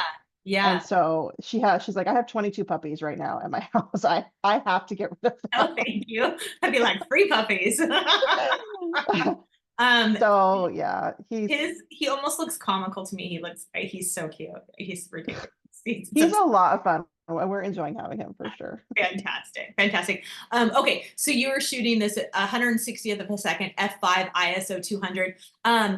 With a puppy, who could just like try to spring out of her arms at any point in time, I would just have a faster shutter speed, right? So just increase your ISO to 400 or 800 or whatever, just to get you up there. But like, just, it's been a long time since you've had little kids around the house that move quickly, but now you got a fast puppy, and the only way that you're going to consistently get him is faster shutter speed. So be thinking about that, because your mind hasn't had to think about faster shutter speeds. Because older dogs are more well behaved, older children will sit still, but little kids and little dogs, no way. So this is definitely like golden hour. And so the sun is in front of them and to their left, right? So to camera right. Because the sun's low in the sky, you aren't getting horrible shadows on Abby, but you wouldn't want to shoot a portrait in this lighting when somebody's looking directly at the camera. But a puppy shape or a dog's face shape is different than a human, so like they don't get the same shadows. The only real shadow that you see on Abby, and it's not problematic. This is Abby, isn't it? It is Abby, yeah. Okay, is just this little shadow on the side of her nose. Not problematic in the least. It's tiny, it's little, and the only reason I'm showing it is it's just so interesting. Like when the light's direct and overhead, you get that enormous shadow that goes directly under the nose, right? But when the sun's this low and getting softer, you just get this tiny little baby shadow. But if she was looking up at the camera and the direct light was hitting her eyes, she's going to have like her eyelashes would create some shadows off to the side of her eyes and create some darkness. And then that shadow on her nose, to the side of her nose, would be more pronounced. It just, typically, I think when direct sun hits somebody's eyes and they're looking directly at the camera, it looks weird, typically. Occasionally, you can pull it off. But this shot works in every way because she's not looking at the camera, right? So if she's looking at the puppy, if she's looking in any other direction other than directly at you, and really, like, I just feel like her expression couldn't be any cuter either. Like, it's just like, I am in love with this cute little puppy. I'm rubbing his belly. His fur's so soft. Like, and then like puppy's kicked back, like all like, looking like he's loving life. I don't know how long he sits still, but it looked like he was totally like chilling. And then of course like I said, he doesn't have the shadows, just because the structure of his face is different than that of a human. Your focus is so sharp here. It looks really, really great. Same thing here with like, just when in doubt, step back a little bit, because cropping into his foot, and his tail are a little bit problematic, but it's a super easy fix here. And I think it looks good, to tell you the truth. In that, let's see here. I just crop the tail and the leg out as if you meant to do this.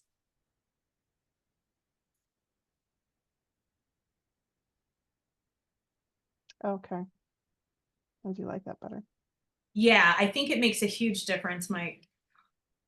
I am not getting a new computer. But I think that, yeah, just looks more intentional. And then like they're more strongly off-centered to the side, which looks more intentional. And so I think that works really, really well. And even like helps you like see their facial expressions better since it magnifies down on it. I think that backdrop is just absolutely stunning. I'm assuming you got some that showed more of the overall scene as well, but really like here, like that pup, the canyon area is not the focal point here. It's that darn pup, and it's just absolute magic that that beautiful canyon area happens to be behind them. Even like the water, like in the light reflecting in the water back there looks so cool. So you had sent me a couple of like supplemental shots. So was this just slight differences in the time of day, like the sun had dropped behind the canyon?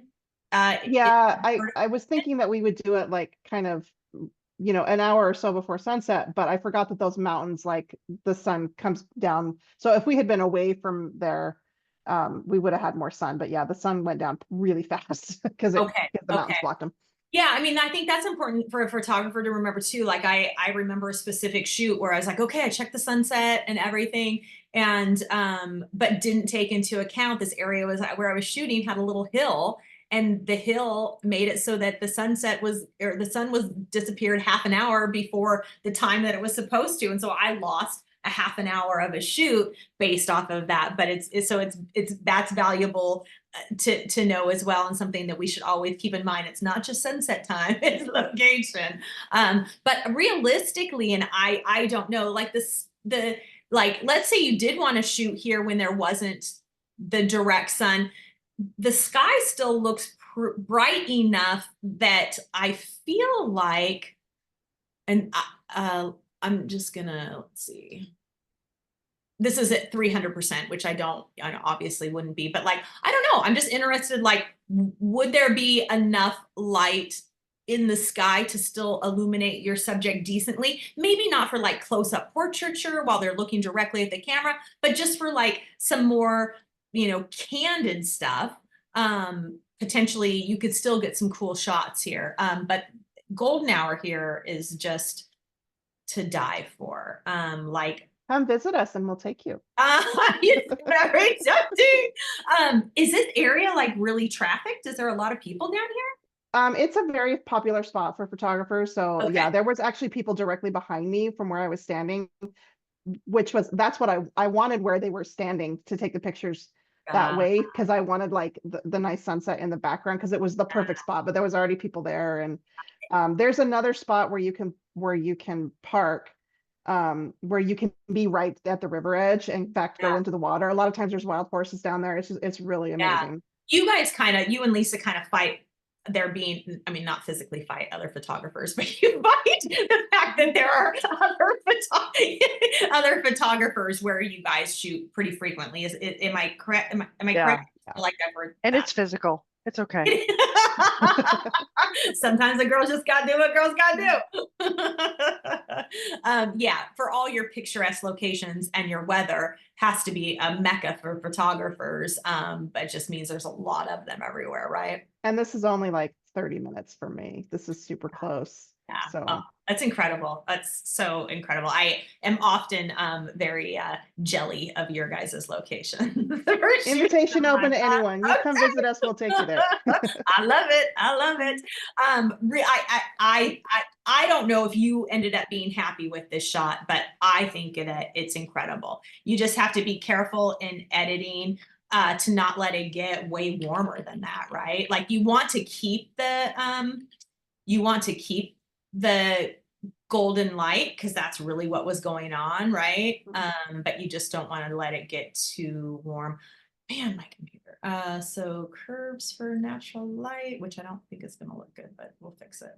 Highlights and whites, skin luminance, clarity for close-ups, sharpen the shot, put a slight vignette on her. Yeah, so I'm just gonna open the, yeah, ooh, I don't like those shadows.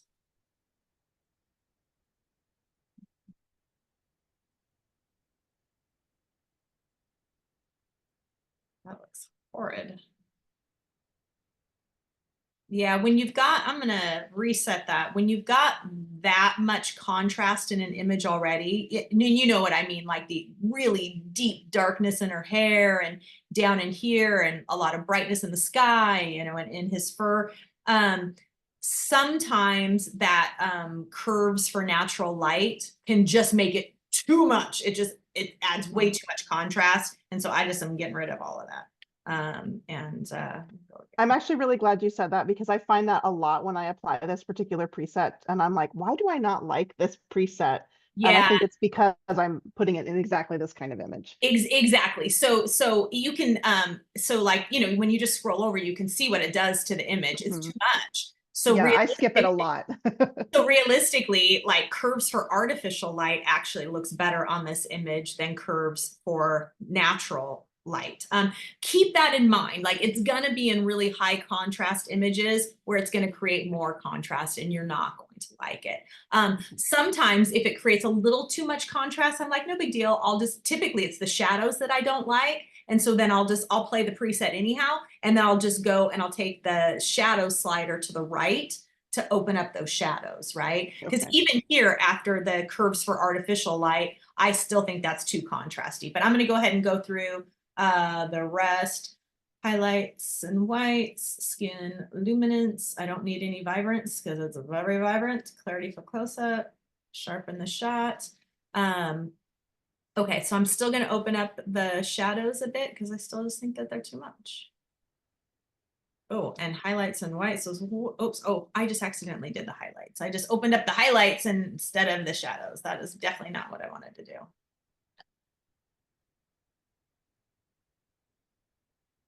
Come on, computer. All right, so I'm going to open the shadows.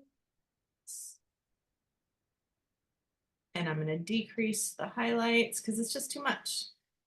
Because the sun was already creating so much of that. And quite honestly, Joanna, this is kind of shot that I'm not even convinced you need to edit it. You know what I mean? Like it's just already.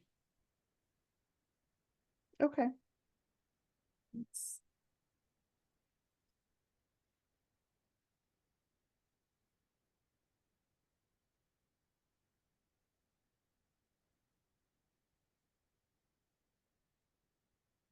So I don't know if this is what I want. It's still a little bit bright on the pup, but we'll call it good for right now. So the image on the left is just a quick edit. I still think maybe your pup the highlights are a little too bright on him, or is that his coloring?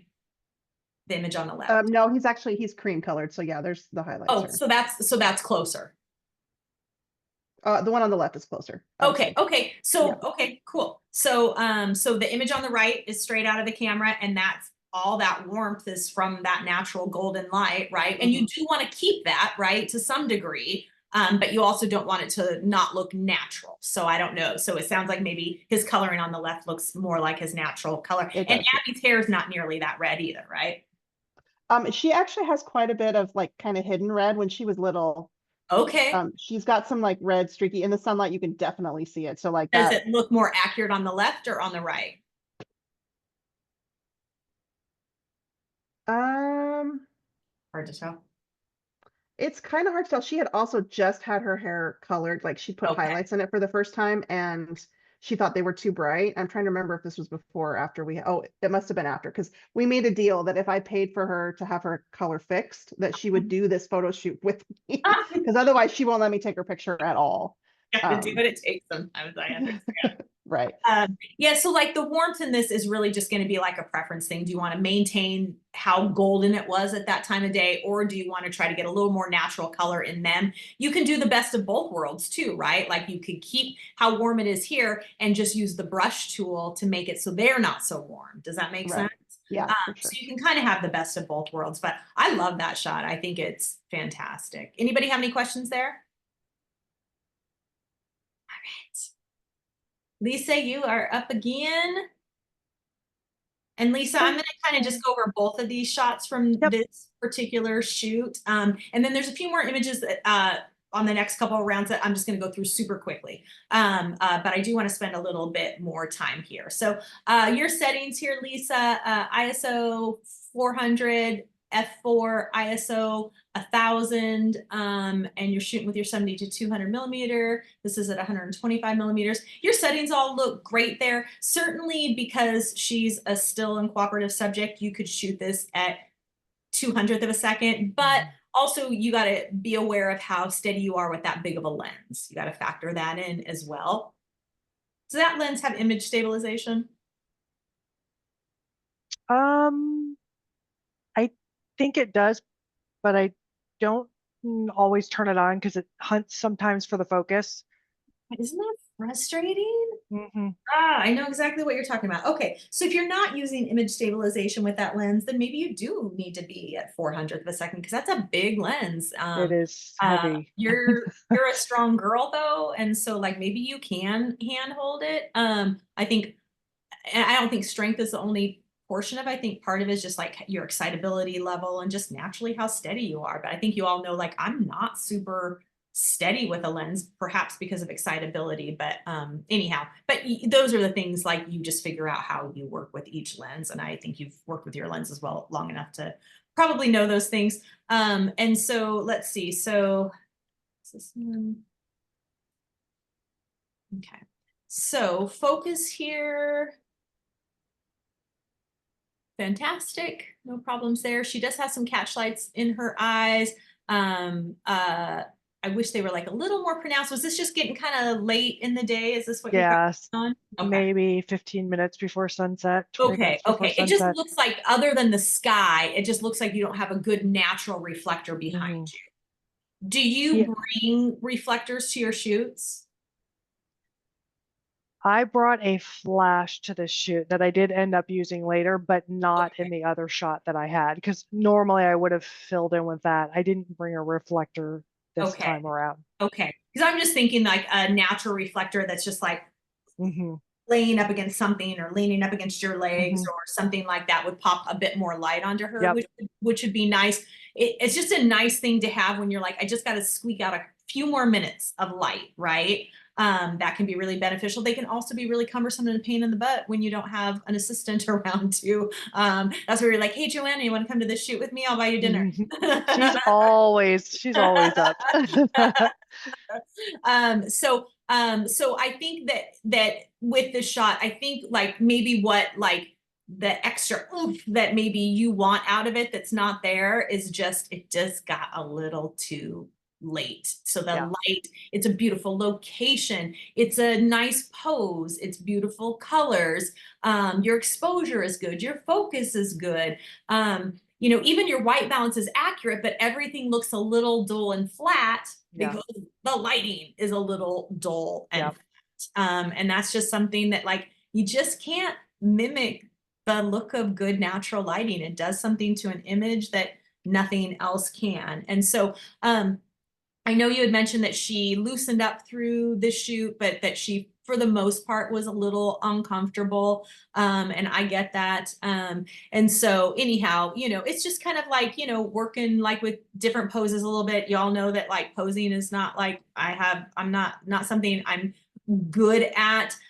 Certainly like in this location, like I could like, because the lighting's not wonderful, I probably would start stepping away from the portraits where they're looking directly at the lens and would start going for some other stuff. So maybe like if you could get her to maybe put this hand down next to her on top of the dress here, and then take this hand and maybe play with her necklace, just maybe hold her necklace like this, you know, a little bit, and then have her just kind of like, so she's like this, and kind of like looking up, you know, a little bit up and in the different direction, maybe preferably showing this side of her hair, because that is like clearly like a statement, like a personality statement for her, you know, like you can tell that that's like part of her personality. And so something like that might be cool. And then you get to where you're not looking directly at her eyes.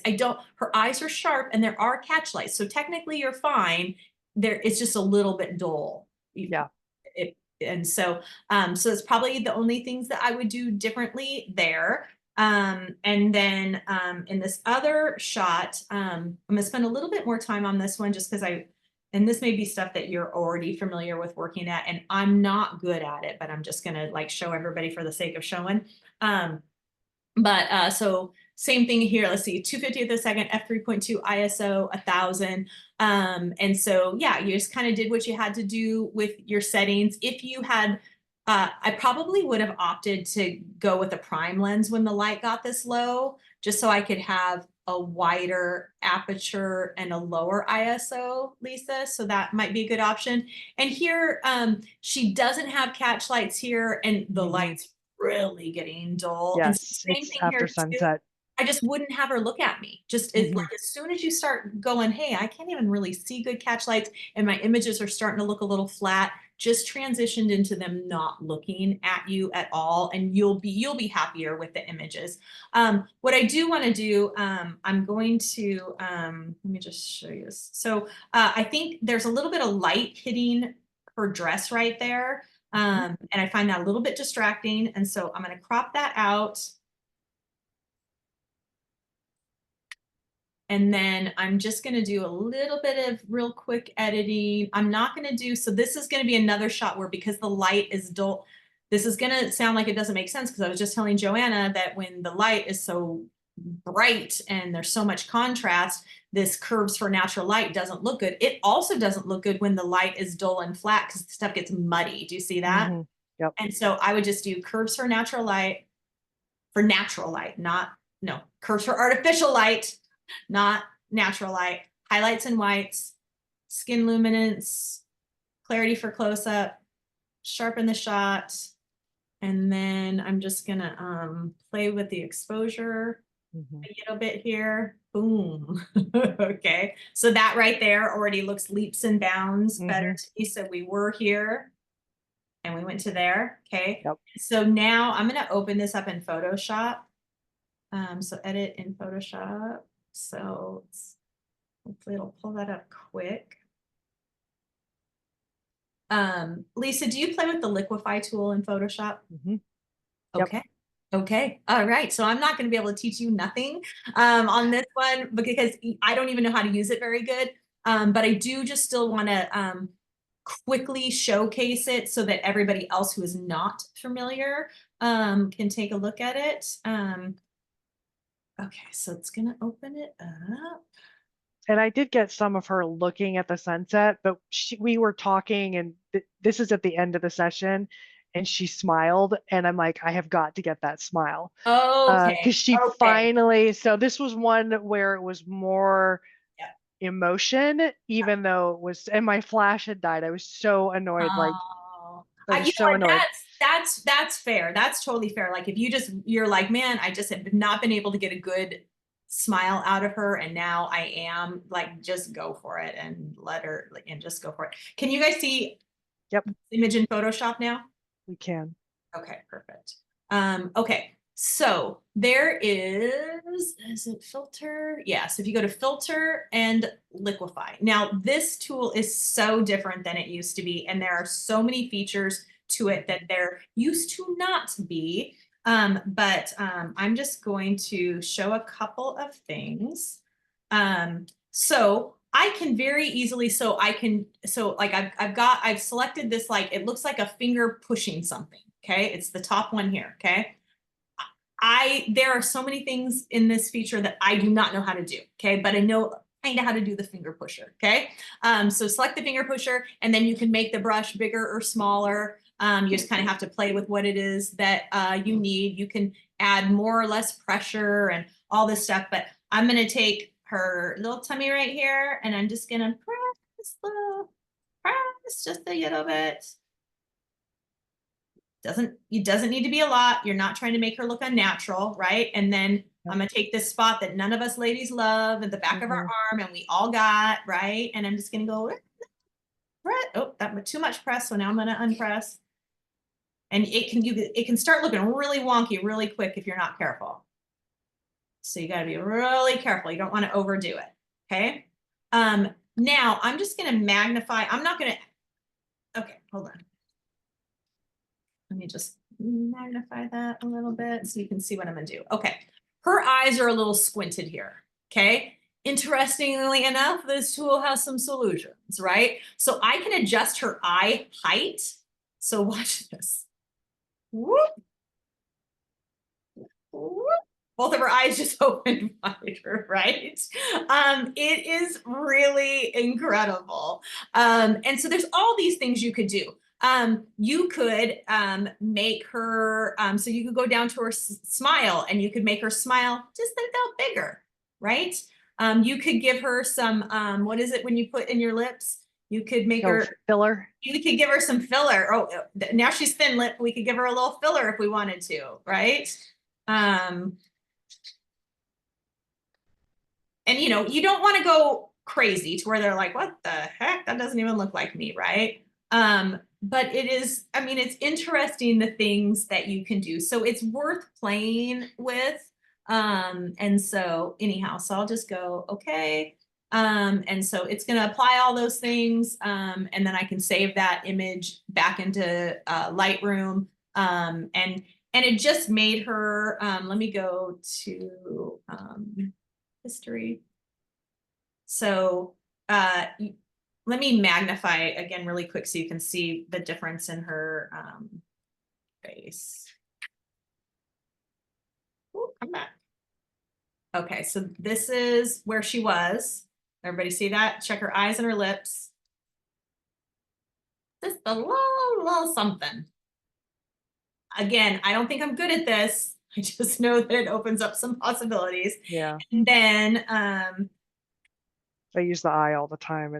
It's helpful, especially for, you know, sometimes when the eyes are just a little, you know, their eyes are bigger and you just want them just a little bit. Yeah, where they're just like squinting. Enhances that natural. Yeah. Exactly. Okay, and so now take a look at her arm and her belly. Super Right? subtle. Like I'm not just- transforming her, right? I'm just making it to where like she's going to look at that image and feel happier with it, right? Like none of us ladies want to see this back here, you know? And so you know, so it's not like making her into somebody she's not. It's just taking the things that she may not delight in and just going, okay, we're gonna check that just a little bit. And so although I think that maybe we're living in a world where people are really like offended by that, and I mean no offense whatsoever, and I think you guys all know that. But hey, if you're taking photos of me and you see I got flaps behind my arms, feel free to tuck those in with the liquify tool because I don't want them. You and me both. So, but I mean, it looks like her, you know, like, and you know, and photographs, honestly, like as great as they are, and sometimes I feel like they accentuate things that you don't see in everyday life just because of the natural 3D nature of a person and the movement of a person. And so, and you want to make a lady feel good. And so, but still have her look like her. And so anyhow, so something like that is probably all that you need to do. Okay. So I'm going to stop the share there. And realistically, you could go in and I'm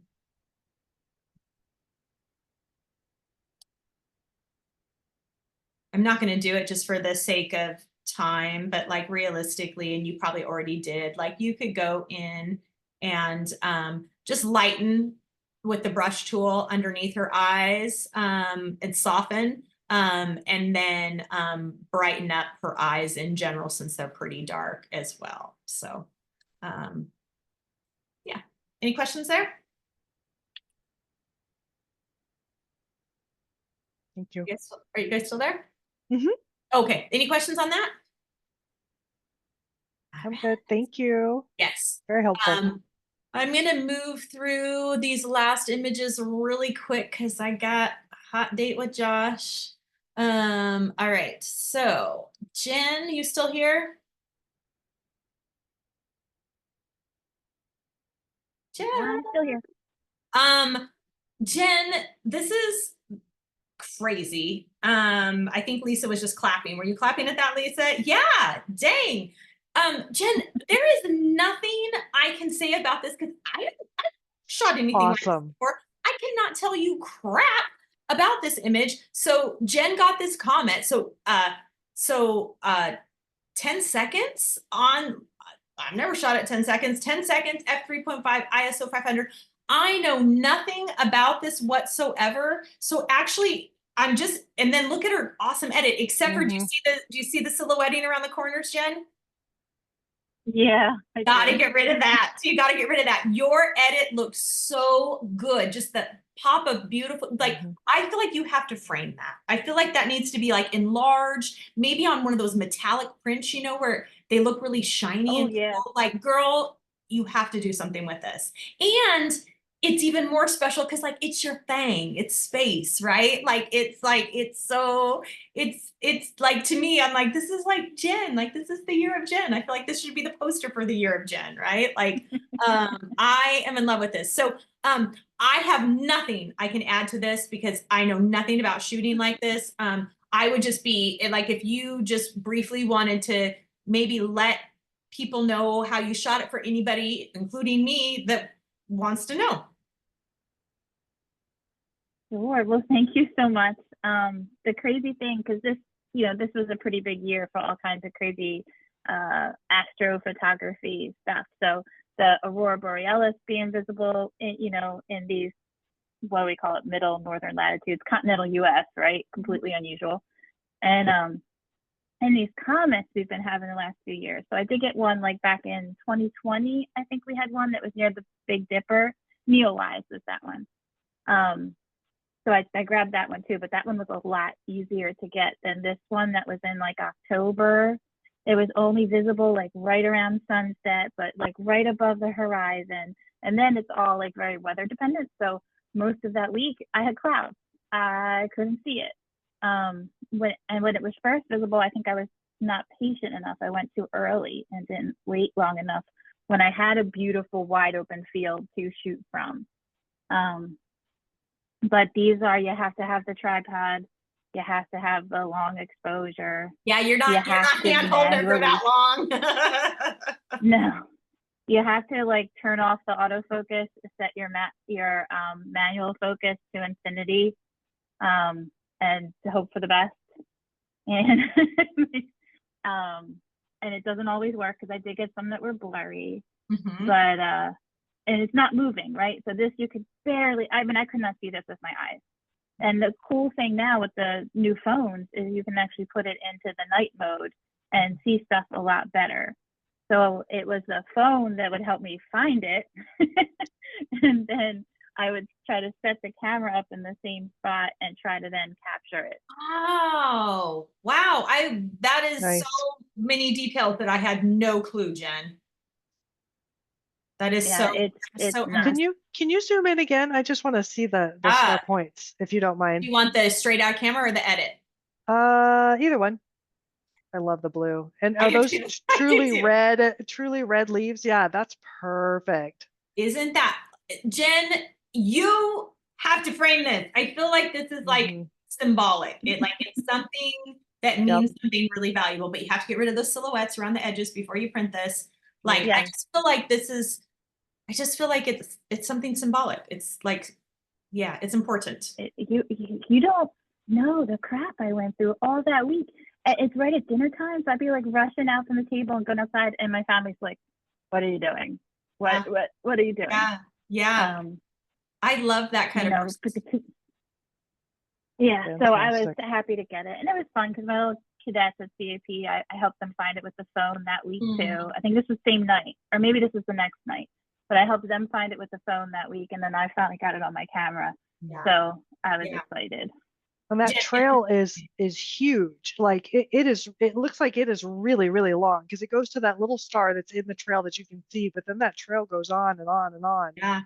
Very I mean, cool. like I can see it up here. Like it's really cool. And I just don't think you could have done a better job. I love blue and orange together. I feel like it is just the coolest combination.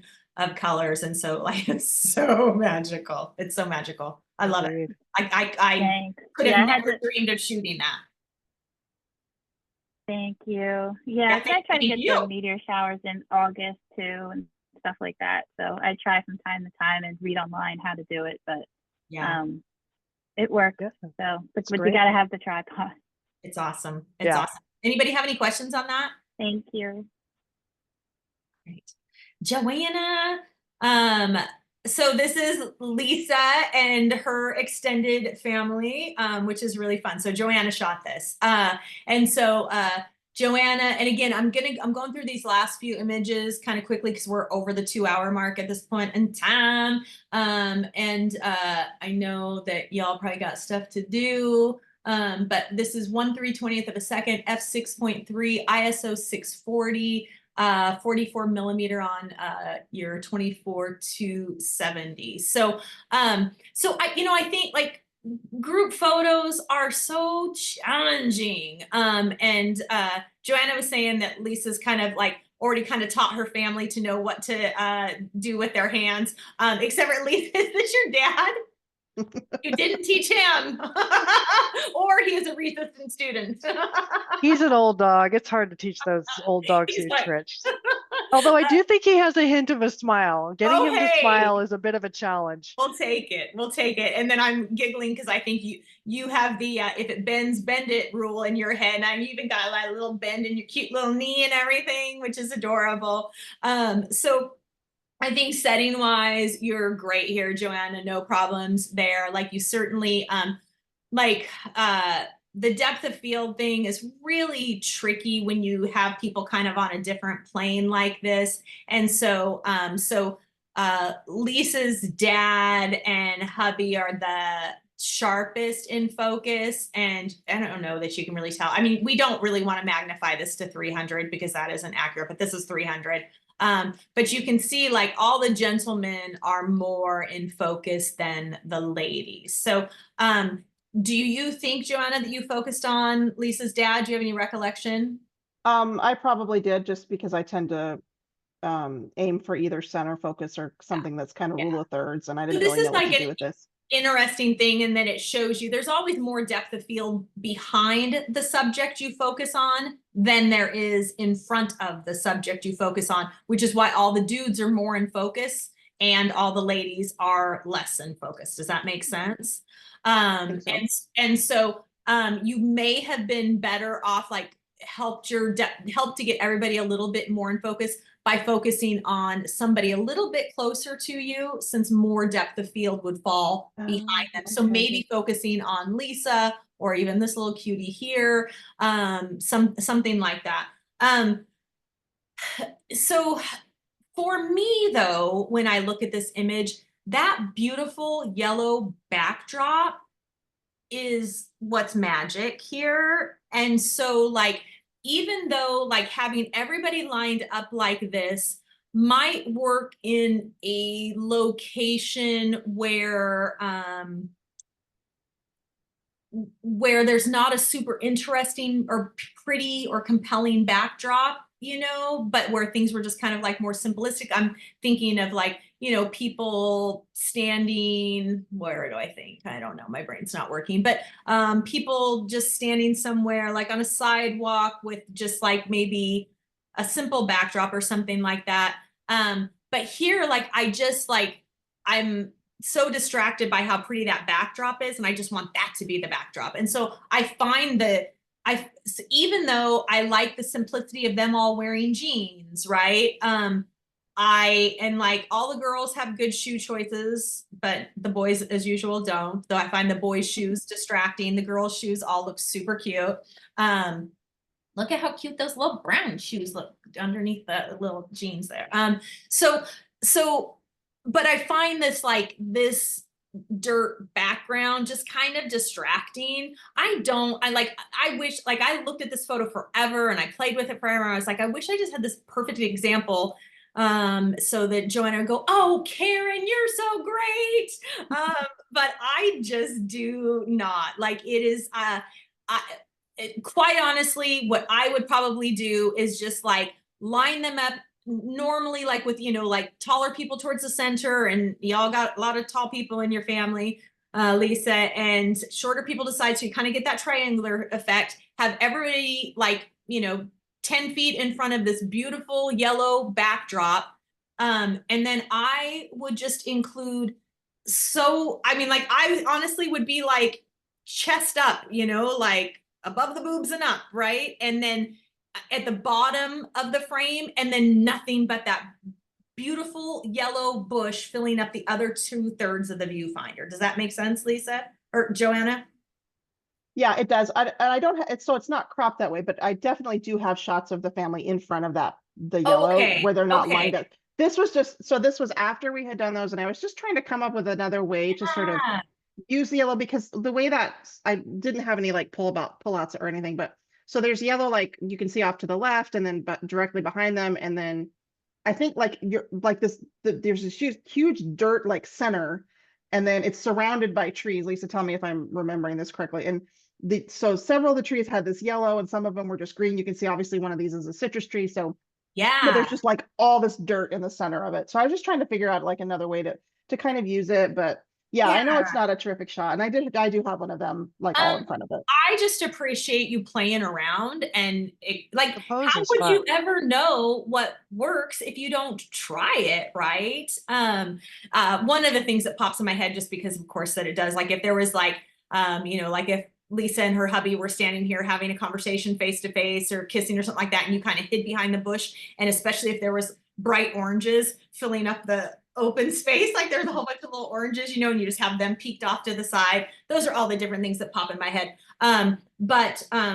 So no, nothing but kudos to you for just playing around. I was just trying to experiment to see like if I crop this different and I saw less of the ground, if it would work, but it kind of oddly doesn't, because the way everybody goes up, then I just start getting weird crops. Like the crop works for this little cutie here, right? But then by the time we get to Lisa, it's cropping her at the knee, you know what I mean? So then it just kind of becomes weird crops for everybody else. So I do think that there are scenarios in which something like this would work. At the beach, this might work. I'm thinking the beach, right? You think about like, I think that could be really cute actually at the beach. So I'm thinking of just something that is such a simplistic backdrop. Everybody's barefoot, wearing shorts. Some people got cute hats on. Some people got sunglasses. Some people don't. You know what I mean? I feel like something like that would work really well when the backdrop is just so simplistic and everything about the backdrop works and it's simple and it, nothing detracts from the image. Does that make sense at all? Yep, it sure does. And that way you can just go head to toe and it completely works. The other downfall here is like they're just facing, this is like one of the few cloudy days in Arizona. Is that possible? Was it cloudy that day, Lisa? I don't even remember It anymore. looks overcast or something to me. But like they're definitely it looks like they're facing a shaded area. And so there's just not a lot of light illuminating them. It looks like there wasn't a lot of light to begin with, but like if this had been sunny in the background and maybe hitting the ground in front of them and then popping light back onto them, but this looks like it was pretty dull and gray back here. And so they're just facing an area where there's not enough illumination to give them much of a pop of light at all. Okay. So, but again, kudos to you for just experimenting with this kind of stuff. And that's helpful in itself, because a lot of times I'll look at an image and be like, well, I know it doesn't work, but I don't know if it doesn't work because it just doesn't work or because I could have done something better. So that's yeah, I think helpful. that this is backdrop dependent. Okay.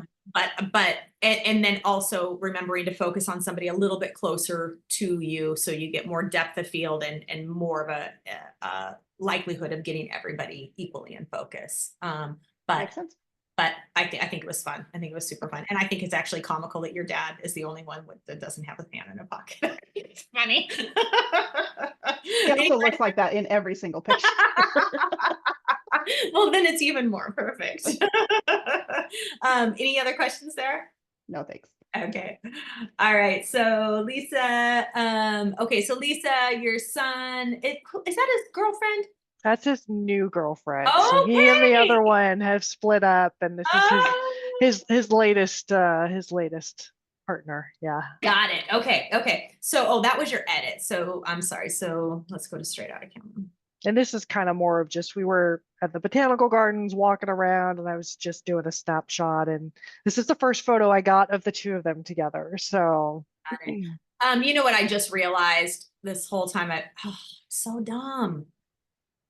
Well, it's just because I'm not so dumb. It's just because I don't do this very often anymore. Right? This entire time, including earlier today, when I was working on your guys' photos, I had that setting on my computer that makes everything more yellow for the health of my eyes. Oh, yeah. Everything I've done all day long, including this video when I've been showing you guys white balance and everything else. So it is possible Okay. that the color on everything I've done today is horribly off. It's what it would be cooler than what you were seeing because your screen was yellow, so you would have made it more blue. I would have made it way more blue. Okay. Yeah, exactly. Okay. Well, it happened. Okay. Good thing you guys know I'm not perfect. Okay. None of us are. So let's see. 35th of a second. I cannot believe how, because your focus is actually good, Lisa. I cannot believe your focus is this good at 1/35th of a second. Good job, you. It's a tiny little camera, so it's not my Nikon and it's not with my Okay. 70-200. It's a tiny little camera. Got So it's it. a 23 millimeter, which is basically a 35. It's a crop Okay. sensor, so it's a That 35 makes more sense, like equivalent. Yeah. potentially, like as long as you've got a very 1/35th still isn't subject, Too right? bad. Yeah. Yeah. Okay. I'll give you that. And then is 2.2 as wide as it opens? That's as wide as it'll open. Okay. Yeah. Okay. Well, you were just girls just doing what girls gotta do then. That works. Trying. So focus looks good. Exposure looks good. When I edited this in color, and I don't want to go through all of it because it'll actually take a while. I just found that ultimately his shirt was just way too red. So I had to take the brush tool and decrease the, I think either I decreased the saturation or I used the white balance slider and made it, that's what I did. I made the shirt more blue and less yellow. Does that make sense? Yep. So it toned down the reds. But quite honestly, I like this as a black and white. And I don't know I if didn't you try that. Yeah. entertain that at all. But I definitely like it better as a black and white. So I'll try to do that real quick. But I can't do it real quick because my computer won't. Okay, so obviously the shadows are horrific there. They're way too dark. So this is not an exposure issue because look at the exposure on their skin looks fine, right? So I'm going to go to shadows first and open those up and we'll see what happens. Yeah, and maybe I'll just open up the blacks a little bit too. So I took the shadows as far as they'll go, and I still feel like it's too dark or not dark. The blacks are too deep, or the darks are too dark. So I'm going to the blacks. I'm just going to open up the blacks a little bit. So that's a preference thing. I can see some value to. So I'll compare your edit and the black and white. I think your edit actually looks really good. Earlier, I thought it was way too warm, but that was because I had the stupid thing turned on. So maybe disregard everything that I said because I was like, oh, that's really warm. And so I'll do a much cooler edit. And so anyhow, so it's just a preference thing. I kind of like, a lot of times like, nighttime scenes like that when you can pull off a black and white, sometimes I think they'd look cool. I do think the colors in here might be a little bit distracting, kind of the overall mood. And so I kind of prefer a black and white, but preference only. I hadn't tried it in black and white, but I do like that. I feel like most things are worth trying in black and white. I don't think everything should be black and white, but I think that why not, when in doubt, give black and white a try. Any questions there? Would you I was looking to see like the lady on the left that's in the front row that I've got half of her body. That's kind of bugging me, but I think if you crop it, then we get into either his hand or his hat. I think that's a case where I should have stepped back just a little bit. Hey, you are so right. You are so right. But I didn't even notice it. Yeah. So if you had moved a tiny bit more to your left, then you could have framed it without her entirely. So yeah, this is always that thing where it's like, or you could back up and include her, right? One or the other. Just like you want her inclusion to look intentional or her exclusion to look intentional, right? One or the other, but we can't just crop into people and pretend to make this, right? Yeah, yeah. But you know what? I didn't even notice it. So no worries there. And it's a candid shot, right? Like, so like, it's not deal breaker, but you are right. If you try to crop her out now, you are either cropping into his hat or his hand. Neither one of those things work. So you either live with her or you edit her out. But like, for me, I'm like, a shot like this is it's just a fun shot to have. Yeah. Now, I'm not going to take time to edit her out, although, certainly the technology is getting so much better that it's so much quicker now. If you don't have an ancient dinosaur of a computer like I do. All right. Any other questions? Thank you. Yeah, you're so welcome. All right, last quick little round here. So Jen, the Aurora Borealis, here too, Jen, we saw it too, and we just took shots with our iPhone, which was very interesting because sometimes when we were shooting with our iPhone, the images looked really accurate, and other times when we could where we could visually barely see any color in the sky, then we took photos with our phones. It was me, my sister was here, and Annie and Josh. And the colors showed up so dramatically in these images on our phones. I'm like, it didn't look like that with my eyeball, but it looks amazing with my phone. So then I was like, oh, I feel like I'm cheating. And so, I mean, here too, I don't feel like this is anything I understand how to shoot. And so I'm of zero help to you. Which I hate saying, but that's just is what it is. And so you shot this at 15 seconds, f2.2, ISO 125. Again, I just like awesome you for getting your big camera out and like making this happen. In editing, like the only thing I probably like would do is, and I don't edit stuff like this, so I don't really know, but I'm just going to try to increase the contrast a little bit, which isn't something I normally do. But then I also there you go. want to increase the highlights Brings more the stars.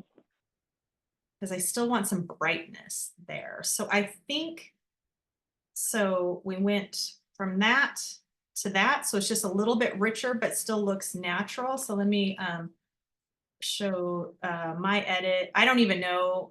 So the left is straight out of camera, the image on the right. So it just looks a little bit more intense. Can you see the difference there, Jen, or is it too little to see in the recording? It's very little difference. Yeah. On but my there is a computer, difference. on my computer, just the colors are a little bit richer and the trees a little bit blacker. And so, but Okay. it's just it's one of those things where like this is an artistic shot, and so there's not a right or wrong. Your edit here is on the right and mine is on the left. Yours looks more artistic. Your edit looks more artistic. And my edit probably looks more natural. So it just depends on what you're going for, right? Certainly your edit is more compelling, right? Like you're just like, your eyes are really gravitate to it because it looks almost like a piece of art rather than a photograph. I mean, I hate saying this to you again. I'm just like, I'm of no help because like, you know how to shoot something that I have no clue how to shoot. So I can't tell you how to shoot it better. Thank you. I just learned off the internet. There ain't nothing wrong with that. Thing with these, like some people get upset because you can't see it with your eyes, but we just can't do that kind of exposure. Like it has to be a long exposure. It has to be night mode, just like I couldn't see the comet. Yeah, that makes sense. That makes total sense. It was weird to me though. There was times when we could see it so strongly with our eyes and our phones duplicated it accurately. And other times it was like, I can barely see it in the sky. And then our phones looked That's the ebb and flow of the storm. So it constantly goes up and down with solar winds and all that. Okay. And, it was sometimes shocking. you see it, sometimes you don't. It was really cool. And we were here at the house and then we drove down to the beach so we could see it from the beach. And it was really special that my sister was here. And it was really, really neat. So any questions there? But it was sunset. You could see it with your eyes. Like sunset was crazy. It was earlier, like when we first thought we could see it better. That is correct. That is correct. So, thank you. Any questions? All right. No, thank you. Joanna, you said this was not successful, and I beg to differ, my friend. You were at some sort of, I'm tired and I can't remember from your notes. It was like a light exhibit at the Botanical Gardens here, and so they had like these hanging lanterns, and they created all these really cool patterns and stuff. So this particular lantern, it spun, and so the like little kids were like gathering around it, and they were trying to spin it and everything. And I don't know, actually, what I see on my screen is actually quite a bit darker than what I feel like I sent you. Okay. Well, I'll just tell you, I think that this is wildly successful and wildly interesting. And so you shot this at 80th of a second, f2.8, ISO 8000. That all looks very intentional. Certainly if they started spinning that, maybe you would get some blur in it. This is really neat, like that you would capturing the silhouette here, I think looks really, really neat. So I think this is really successful. I think that like, in editing, I probably just would, I won't go through everything, but I think part of what is going to make this, like I would keep it in color because I like the blue in the sky and I like the yellow in the lamp, right? So I don't think I would turn this to black and white. I mean, maybe I'd be tempted to, but I don't think ultimately that I would. I am just going to kind of straighten up the lines a tiny, tiny bit. So I'm going to do that. And then I would just like, after I kind of got it edited the way I wanted, I would just use the brush tool and I would just decrease the exposure so that, oh, those were my plant lights just turned off. Now it is very dark up in here. All right.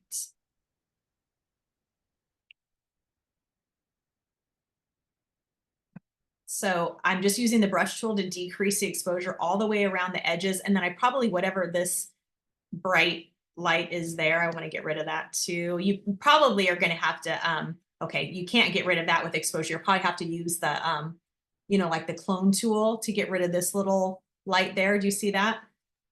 I do, yeah. I think there was benches around it, and because I'm actually shooting from below it, and I think the benches kind of lit up. Okay, yeah. So essentially, I just want all the perimeter edges to be completely black, right? But everything else I really, really like. So do you see how that gets rid of all those? Oh, yeah. Was the bright image I spots? sent you, was it really noisy? It felt to me like it was super grainy.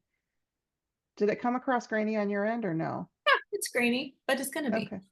Yeah, I mean, it is grainy, but you can use some noise reduction on it, which I definitely would. But I think it is really interesting. And I think it's like, it's such cool framing and it feels very artistic and very moody and emotional. And like, I mean, again, most of us, all of our kids are grown, but can you imagine like having your kids as littles, like up there, like looking at it, like that's really magic. I almost sent you another one of a little girl when I was standing up closer to it, and she's just like mesmerized by it, and you can't really see I her was face. just thinking that one, and that is a spectacular photo that she captured because the light from the metal thing is on the girl's face. It's a beautiful image that she captured. Oh, Joanna, it sounds magical. Well, I like when I read your notes and you're like, I don't think this is successful. I'm like, totally successful. Well, I mean, actually that's helpful too, because I need to learn to trust my instincts more. And Yeah. I just yeah, like you because have this like, high ISO scares the crap out of me. Like anything over 800, and I'm like, oh, that feels really high. So Well, you it takes just a lot for gotta me to shoot this high. do what you got to do, because if this was a subject that, if this was like an adult looking at it, you could tell them, don't move a muscle, right? But this is a little kid who could move a muscle at any second, right?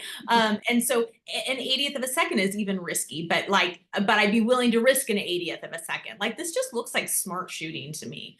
And so certainly if you had a prime lens with you, it would have afforded you to shoot with a wider aperture so that you could have a lower ISO and maybe even a slightly faster shutter speed, right? And this is the beauty of a prime lens in a dark location. And so like my go-to in a dark situation was 100% of the time a prime lens. And yeah, you give up the convenience of having a zoom, right? But you know, the trade-offs in photography. I'm much more willing to give up the capabilities of a zoom in order to, in a low light situation, have a wider aperture, lower ISO, faster shutter speed. So that may be just like, tell yourself, at least always throw a prime in your bag.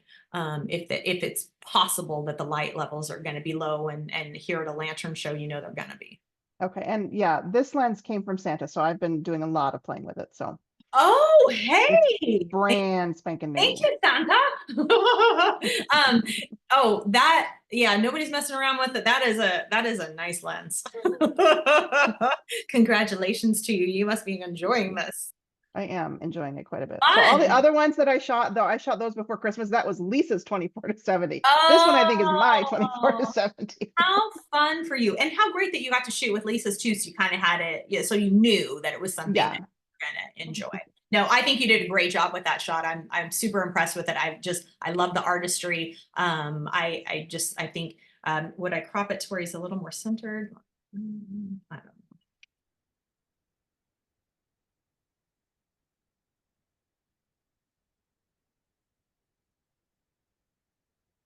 Nope, don't like it.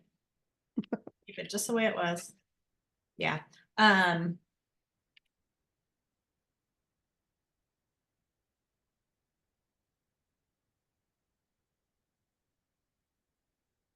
Yeah, I like the looser framing of it. I don't know. It's a preference thing, right? If you like the tighter or the looser, I kind of like the looser framing on it. It just feels better to me. So, but that's a preference thing. Any questions there?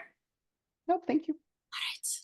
All right. Last one up here. Lisa and her hubby at one of their favorite places.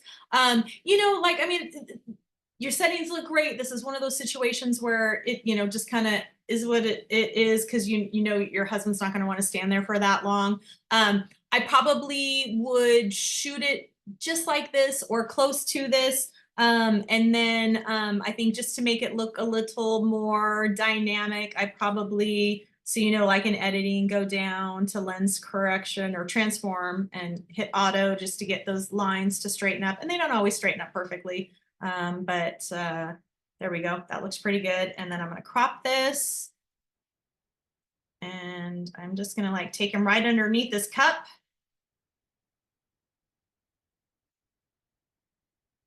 I just probably would crop or something like that. Just seems more interesting to me. Mhm. It feels a little less expected. You wouldn't want to shoot it like that because, as we know, everything along the perimeter of your viewfinder is always softer than what's towards the center. So shoot it like you shot it, crop it down something like that, and then you just get something that I think is more interesting without you really having to do much to it at all. So, any Love it. questions? Thank you. Hey, ladies, we did it again. Thanks for showing up. You guys know I love hanging out with y'all. Thanks to our volunteers for submitting such fantastic images, and Jen for enlightening us in how to capture those photos. That was really, really cool. Anybody have any questions or any things to add? No? All right. Susan, I never got to see your face. Jenny, I was happy to see yours. There's my friend Susan. Oh, hey.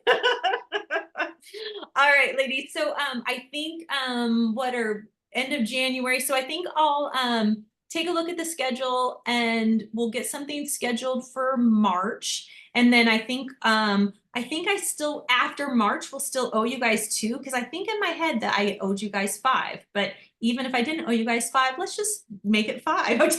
Jenny says it was 10. I am quite sure it was 10. I think Jenny's right. She's a smart chick. So I think I'll wait, and then we'll get moved again. I mean, we're not moving in March, but the good weather will be coming back, and I have lots of family coming to visit once the good weather comes back. And so I think I just won't schedule anything after March.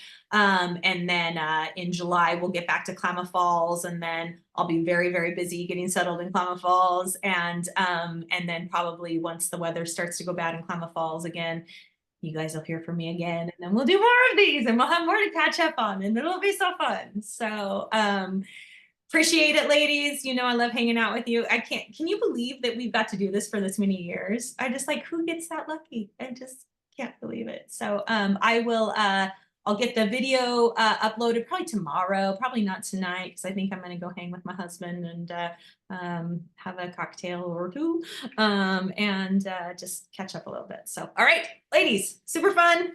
Enjoy the rest of your evening. Bye, Karen. Bye.